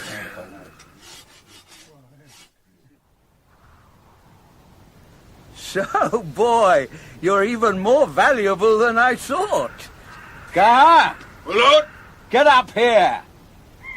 They'll not abandon me. Hugh Beringer won't give up. He'll find a way. Your face is touching. He found this place, didn't he?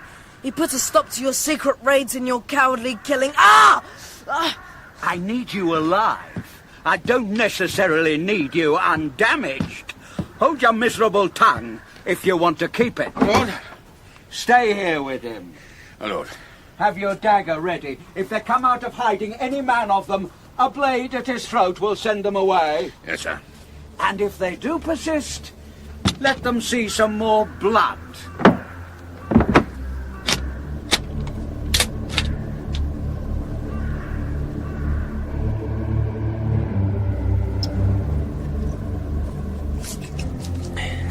Well?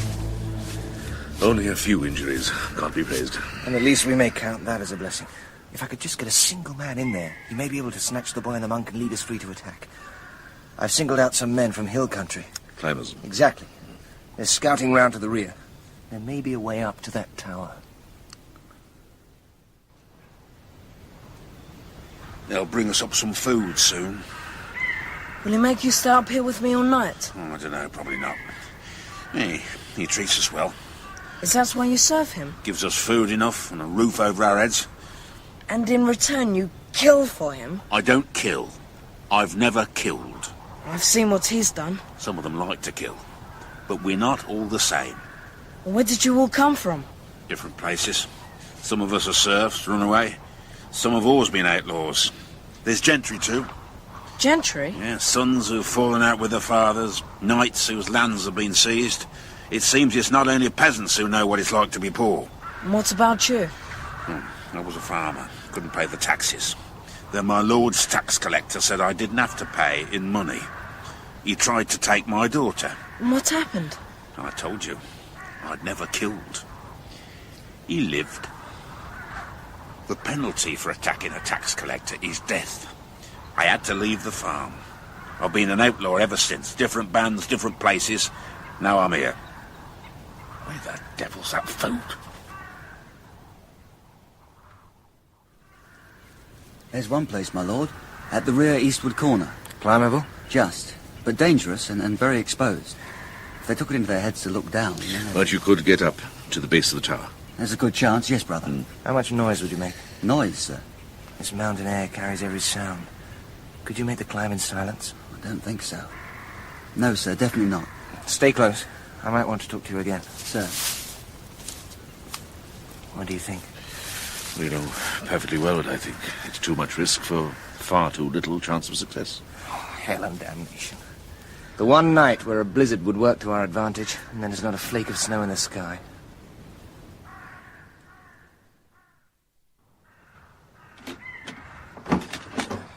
Oh, about time. I'm freezing to death. Some of us have been working. Before dark, you were supposed to take over. I'm taking over now. You left me any drink, Garen? Oh. What are you looking at? Nothing. And make sure it stays that way. You, boy, come here. Yes? We're not all alike. Be careful. You understand? Yes. Thank you. Haven't you gone yet? I've gone. Now, what did he say to you? He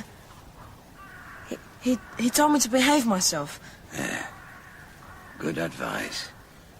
Just shut up and stay where I can see you, or I'll throw you down that cliff.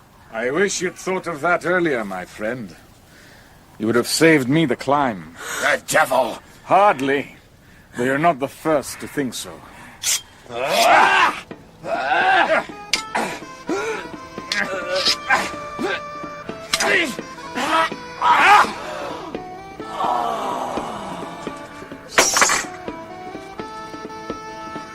Now, come here, boy. Let me look at my prize.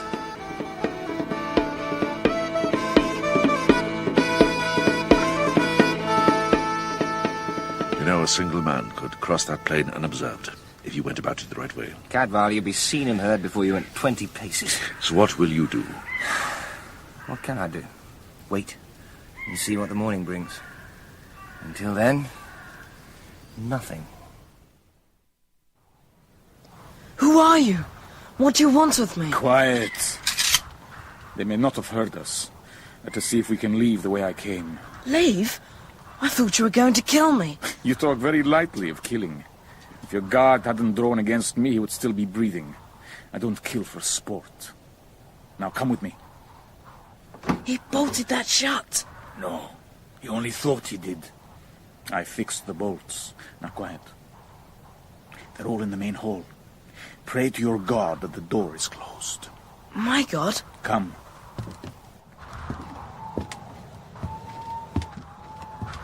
Watch your footing.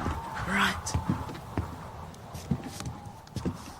Can't hold your ale, eh, Garvey? Stop. Wait till I get back, and I'll drink you, Oh. Hey! Who the devil are you? It's the boy! Back, quickly!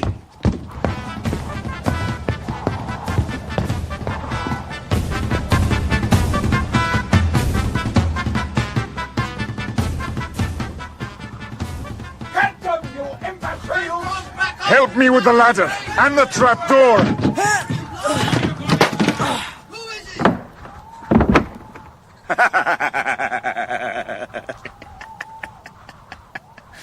Have they given up? Yes. Gone back to their warmth and their food. Why not? They have us cornered. All they have to do is wait for us to freeze to death. You don't seem very concerned about it. We're going to die. Never leap for the worst till you have nothing else to aim for, my young friend. So, you still think it's my intention to run you through, my lord Yves Hugonin? No, of course not. But who are you? You're not one of Hugh Beringer's men. That I'm not. To all else but you, I am Robert, son to the woodsman who sheltered your sister for a time. But my true name is Olivier de Bretagne. I am one of the newest and least of the esquires of your uncle, Sir Lawrence d'Angers. Truly? Truly. I've been searching for you. And your sister. She ran off in the middle of the night. I don't know where she is. Ah, but I do. She's safe and well in Bromfield Priory. Oh, thank God. Where you were too, I hear, until you took off on a quest of your own. I couldn't help it. I had to go. Poor brother Elyas. He's very sick. His mind's diseased. At least the outlaws didn't capture him. I wonder where he is now. Take heart. Doesn't your God care for the sick in mind and see to it that the lost are found? My God? You said that before. Oh, mine too. Though I came to Christendom somewhat roundabout. It's a tale for another time. We'd best be thinking about getting safely out of here. Yes. They'll have a guard downstairs now. If we could only get them out of the tower. Oh, but we can! I know how to do it. Speak on. Well, the only reason Hugh Beringer drew his men off was because the outlaws' leader threatened to kill me. I know this. Well, don't you see? There's no one holding a knife at my throats now, so there's no reason why they shouldn't attack. My young lord, I salute your wisdom. The only thing is, how can we let them know? In the land of my birth, we would sound trumpets to call them to arms. We don't have any trumpets. Well then, we must make something else serve our turn.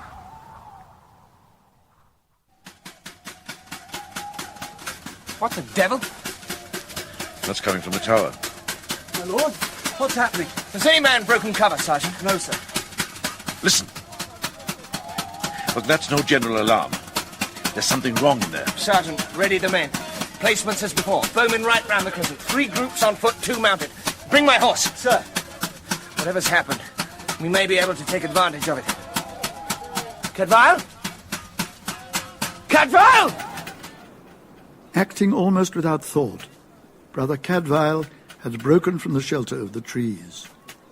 Halfway to the stockade, he dropped, full length, into an undulation in the rock, and cautiously raised his head. From the serrated crest of the wooden tower, a small figure was peering anxiously down. Ives! Ives! Yes! Come on, tell them to come on. We hold the tower.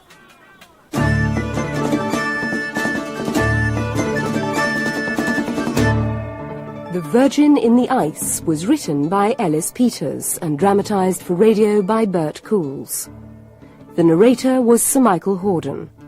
Brother Cadfael was played by Philip Madoc, Hugh Beringer by Douglas Hodge, Leonard by Leonard Fenton, Olivier by Raad Rawi, Ermina by Moira Buffini, Ives by Dean Magry, Le Gaucher by Peter Laird, Grissom and the Outlaw by Steve Hodson, Guarin and the Soldier by Jonathan Adams, Garvey and the Sergeant by Jonathan Taffler. The music was by Peter Salem. The producer was Phil Clark.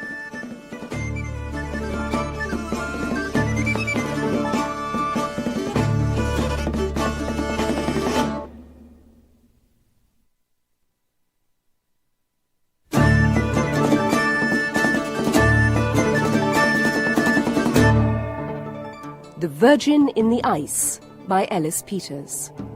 Dramatised for radio by Bert Coules. With Sir Michael Hordern as the narrator, Philip Madoc as Brother Cadfael, and Douglas Hodge as Hugh Beringer. Episode 5, Discoveries.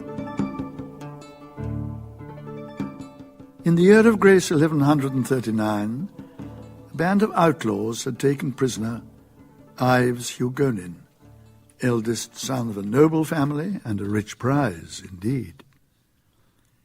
Hugh Beringer and his men are standing off, helpless to attack without endangering the boy, when a sudden alarm throws the outlaws into confusion. What's the matter with you, man? Must I do it myself? They're standing on the trap. Well, then cut it from under them. Yes, my lord.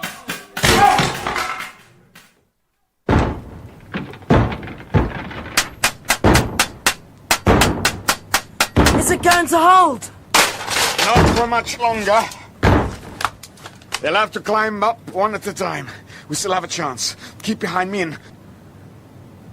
They've stopped. They've gone away. I think they have more urgent concerns. Your friends are coming.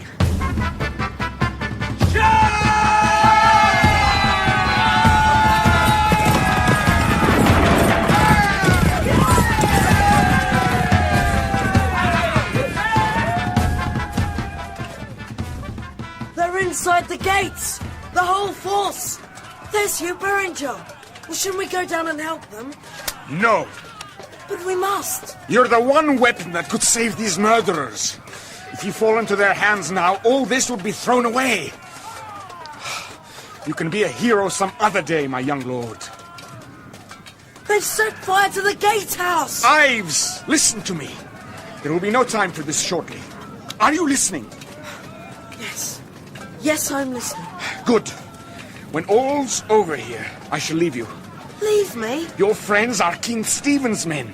If I fall into their hands, I'll spend the rest of my days in a Shropshire prison. But you burned your... Don't interrupt! I want you to go back to Bromfield and join your sister. 2 nights from now, I'll come for you.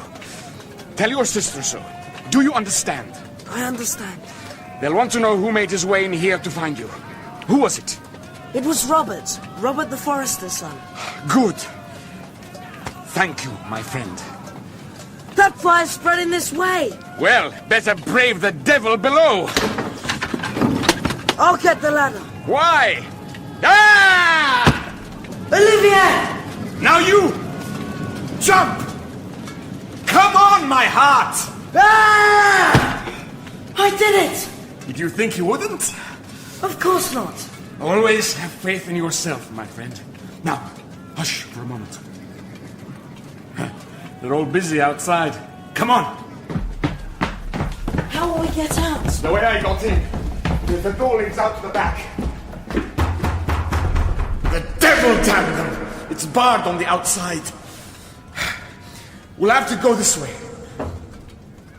Isn't that the door to the main hall? What choice do we have? There may be some of them still inside, wounded or cowardly. Keep quiet and stay close.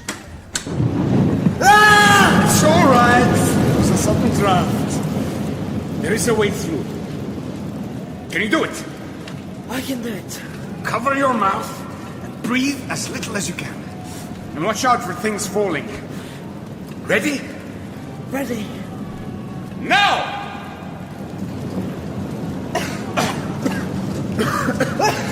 Nearly there. Stay close. Ah! Olivier! My leg is strapped. Go! I can't shift it! Go, I say! Get to the open and hide! Leave me! I can't leave you! Do you have my mission fail? Go!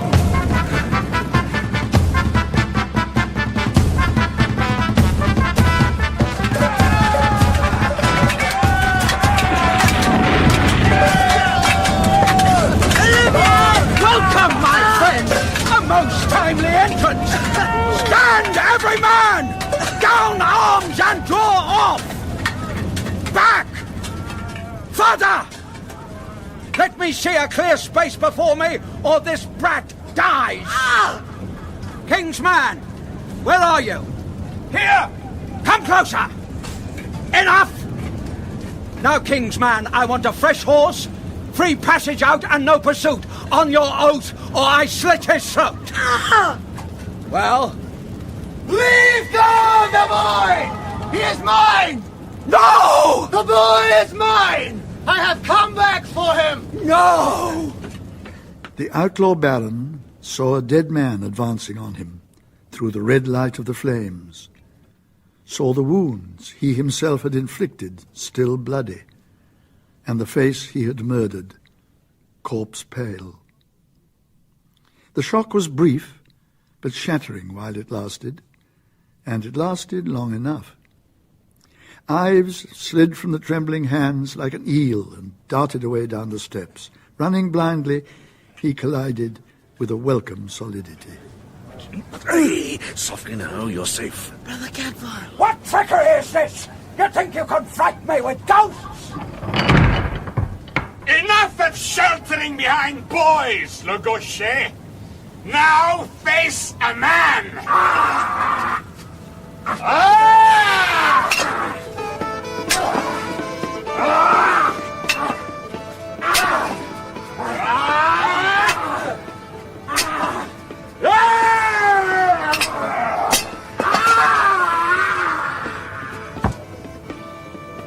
The lion's carcass, ponderously and with an awful dignity, had come to rest at Hugh Beringer's feet, to bleed what was left of its life away into the defiled snow. It was over. Cadfael left Hugh and his men to drag from the hall all the plunder and stores, and round up the stolen cattle, sheep and horses, as they had rounded up the leaderless outlaws. With Yves on his own saddle, and brother Elyas on a sturdy litter borne by willing volunteers, he made his way back to Bromfield Priory. Yes, come in. My lady. Prior Leonard, come in. Is there any news? By the grace of God, there is. Hello, Ermina. Thank God. And a fine dance you've led everyone, running off into the night like that. Ha! It was you who caused all this. My lady. Brother Cadfael, I'm pleased to see you back safe. My thanks. Now, Yves should be in his bed. He's had a couple of days that would wear out any man. His bed is ready for him. Then I leave him to his rest. Leonard, I think that these two have a lot to say to each other. Yes, indeed. Well, till later, my friends. We'll talk more then. Yes, good. Cadfael returned to brother Elyas, sat beside him a careful while, and saw that he slept deeply and well. Then he went at last to his own bed. Even physicians have need of the simple medicines every now and again. Hello, Brother Cadfael. Master Yves, your sister asked me to come and talk to you. How is Brother Elyas? Exhausted, but not too badly hurt. Oh, thank God. What is it that still troubles you? I don't know what I ought to do. It's Brother Elyas. When we were in that hut, he told me things. Mm-hmm. I couldn't help it, Hey, now come on. Easy, lad. I mean, was it in his sleep that he spoke? It was terrible. He was awake and asleep at the same time, crying out all sorts of awful things. He said that he killed Sister Hilaria. Cadfael? Yes, my friend. The boy. I'm here, brother. I'm safe. Oh, God be praised. Amen. Ives tells me that you recovered the memories you lost. She's dead. Let me follow her. No, Elyas. The world has need of you still. I must not live. You don't understand. I was the cause. No, Elyas, that is not the truth. I am guilty. Guilty of asking too much of yourself. I've been at your hut. I know that you and Sister Hilaria took shelter there that night. A bitter night it was. A night when poor souls caught out in it must needs lie in each other's arms for warmth enough to live. And so you did with her, to keep her alive. So beautiful she was. So little and soft. So like my poor dead Eve. And she trusted me. Oh, God, was it well done to try me so sorely I couldn't bear it? Neither could I have borne it. In my fear for her, I should have left her there asleep and gone away into the snow and frost to watch out the night as best I could. As you did. I was pledged to protect her. I should never have left her. If I had been stronger and stayed, she would be living still. Now the dead are in God's hands. You may not wish them back. All that you did was done out of care for her. Do you think God doesn't know how you left her your cloak? For warmth? and went out with only your habit. And what more could be asked of you? More courage, more strength, more faith. May God forgive me.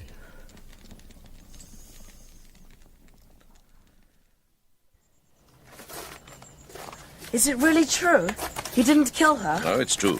Oh, thank God. Even if he'd stayed with her, there's no certainty he could have changed what befell. He'll come to accept that, eventually. Then it was the outlaws who found her after all. No. Elyas they found, after he wandered away from the hut. But not the sister. Then who was it? I don't know. But I shall, in God's good time.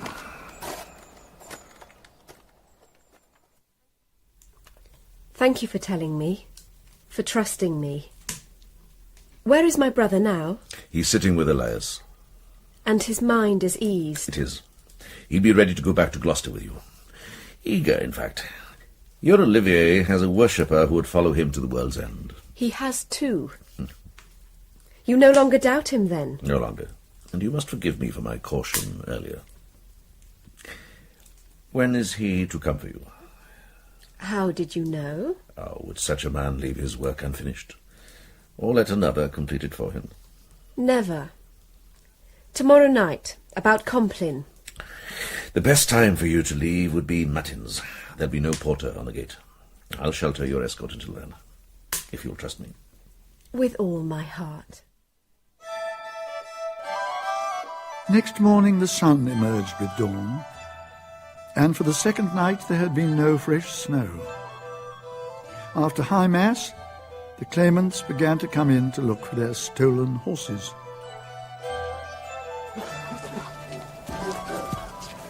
Hugh, good morning. Cadfael, how's your wandering patient? Well, whole in mind at last. Oh, excellent news. This is going well. It's good to see happy faces again. Wait until some beasts are claimed by more than one owner. We're not in Wales now, my friend. This is England, where men are honest. Oh, Kerwin. Listen, some of these animals would try any man's honesty. You look at this magnificent beast. And still unclaimed, which proves my point. Perhaps. Oh, I'm looking forward to meeting his owner. But you've already done so, brother. My Lord Botterill. Good day to you. And to you, Deputy Sheriff. Botterill, a fine beast. Unusual colouring. I owe you my thanks for his safe return. A pleasure. You'll excuse me, my lord. Of course. Till later, Cadfael. Can't let him line, Hugh. A fine officer. The Shire's in good hands. Oh, indeed. I should have liked to talk to him longer. Hear more about these murderous outlaws. He's a busy man.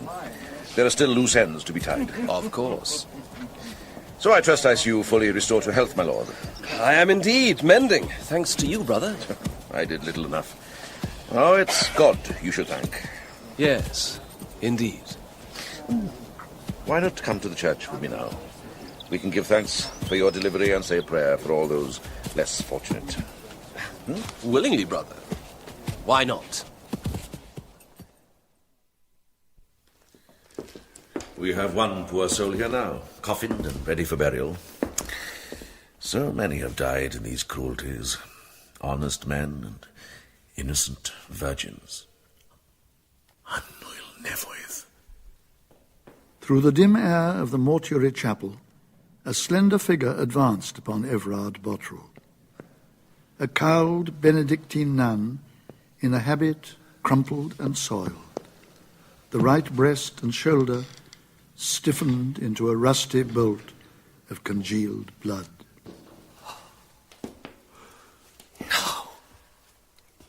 No. Keep away from me. You're dead. No, my lord. I am not dead. Ermina. Ermina, you're safe. Why didn't you send word? Surely you know I've been searching for you. I know it. And if you'd found me, I should have gone the way my dearest friend went. If you'd found me, as you found her. Who? Who do you mean? I accuse you. I name you murderer and ravisher. Killer of my sweet sister Hilaria. You're out of your wits. Since the day you left me, I've lain in fever. Not that night. That first night. You dragged me away when the outlaws attacked, saving your cowardly skin and leaving your people to be slaughtered. And I thought I loved you. Did it hurt your pride when I refused you after that? Is that why you laid your filthy hands on me? Brother, this woman is mad. Don't listen to her. I had a dagger. I struck for his heart, but it went astray. So I ran.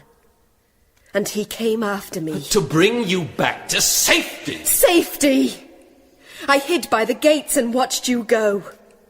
And I saw you ride back, with the blood still flowing, where she had clawed at you in her terror. You were cheated of me, so you took out your venom on the first woman who fell in your way. What had she done to you? I fell from my horse. I know nothing of this other woman. Nothing. Nothing of a shepherd's hut close by the track to your manor. Nothing of a young nun asleep in the hay there, wrapped in a good man's cloak. Nothing of a freezing brook handy on your way home afterwards. Nothing of the cloak and habit hidden in the straw, so we'd think had just one more victim of the outlaws, killed and stripped like all the rest. I tell you, this is folly. I don't know this hut. I've never been there. I have been there, and seen the signs of a horse. A tall horse that left a fistful of his mane on the splinters. Here it is. Yes, it is an unusual colouring, isn't it? Shall I match these hairs with your animal outside? Shall we stretch you over this habit and match your wound with the blood that soils it? Well, shall we?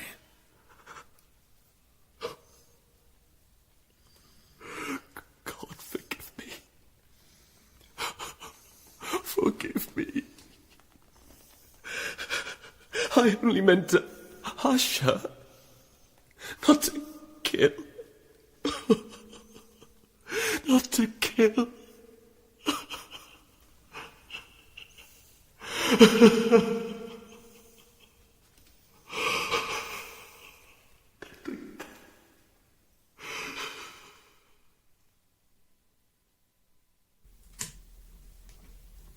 It may even be true. Not that it makes any difference to her. Poor innocent soul. It was you who gave me the idea. The tale of Brother Elyas. My plan was simply to let him see her body. I didn't realize I was taking him to confront her ghost. What if I hadn't brought him to you? He would have brought himself, sooner or later. The fine, pious lord seemed to be giving thanks for his people's deliverance. Will you do something for me? What, child? Don't tell my brother. I'll do that when I judge the time is right. Certainly, if that's your wish. Once we're safely away from this place and all its memories. Brother Cadfael, thank you for helping us. By rights you should turn Olivier in to your friend the deputy sheriff, shouldn't you? Child, I take no sides. Mine is a different discipline. Among men of decency and honour, I see no enemies. Now go and prepare yourself. I'll keep watch and let him in. Olivier, come forth and be easy. They've entrusted you to me. You know me? From her I know you. If the boy promised silence, be assured he kept his word. The Lady Ermina chose to trust me.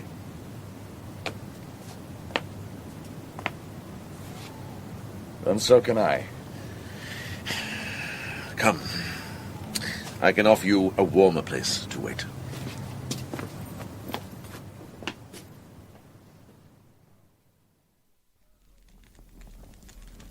I am much in your debt. I saw how you cared for the boy after the battle. And he told me that it was you found him and brought him here to safety. The name he gave you... forgive me, I do not remember. My name is Cadfael. Cadfael. Mm-hmm. Well, brother Cadfael, you know nothing of me. How can he be sure I am fit to be trusted? But I know more of you than you may think. I know your name, and your allegiance, and your parentage. I know that Ermina Hugonin, who is well worth the winning, has set her heart on you. She does indeed trust you. So she may, and so may you. What did Ermina tell you of my parents? That your mother was a Muslim woman, and your father a knight crusader. I can see it for myself. I know the Syrian features. She has deceived you for all her trust, but only because she has also deceived herself. Deceived herself? How? By weaving a romance around my words. For her, every soldier of the crusade could be nothing less than a noble knight. But my father was a simple man-at-arms, under Robert of Normandy. And your mother? A poor widow in the market of Antioch. But she was beautiful and loving, and he was brave and kind. And I think myself well mothered and fathered, as well as any man living. I don't know why I tell you all this. I'm a common man myself. I found as good in the kennel as in the court. She's dead, your mother. Else I would not have left her. Mm-hmm. And your father? I never saw him, nor he me. He sailed for England after their last meeting and never knew he had left her a son. She never would tell me his name, though often she praised him. There cannot be much amiss with a mating that left her such love and such pride. Half mankind marries without ritual blessing. Not necessarily the worse half. I might almost think you speak of your own knowledge. I was in the world 40 years before I chose this life as my cure. I've been soldier, sailor, and sinner. Even crusader. I knew Antioch once, 20 or more years ago. If your mother came from there, then yes, I can believe she was as fine a woman as any in Christendom.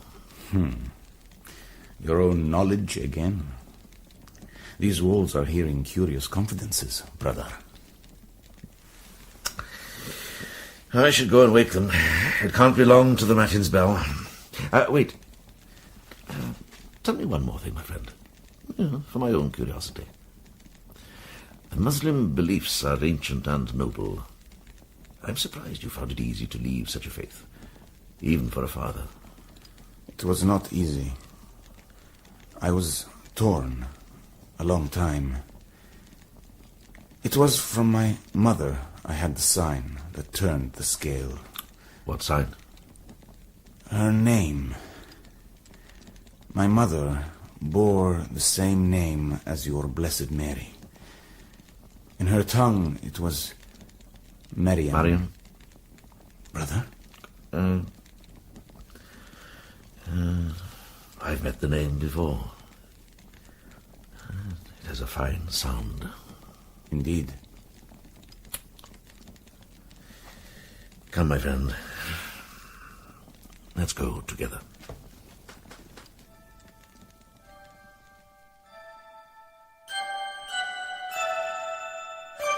There had been no need to speak, no need to make any claim, no need to trouble in any way the course Olivier had set himself.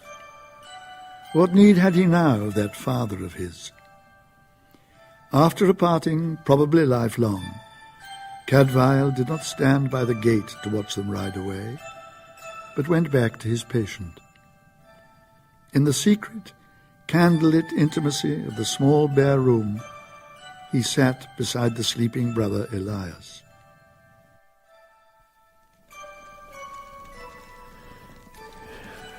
I've seen him. I've sat with him in the darkness and talked about the past. I've had cause to be proud of him. There's a marvelous creature in the world with my blood in his veins, and Marian's blood. And what does it matter if I never see him again? And yet I may, even in this world. Who knows?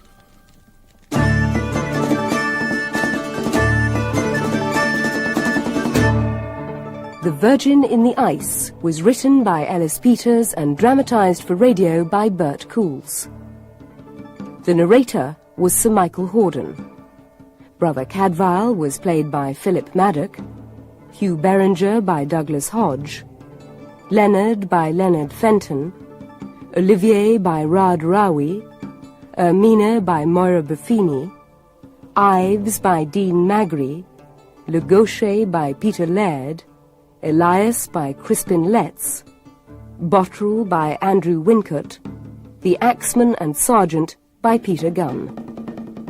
The music was by Peter Salem. The producer was Phil Clark.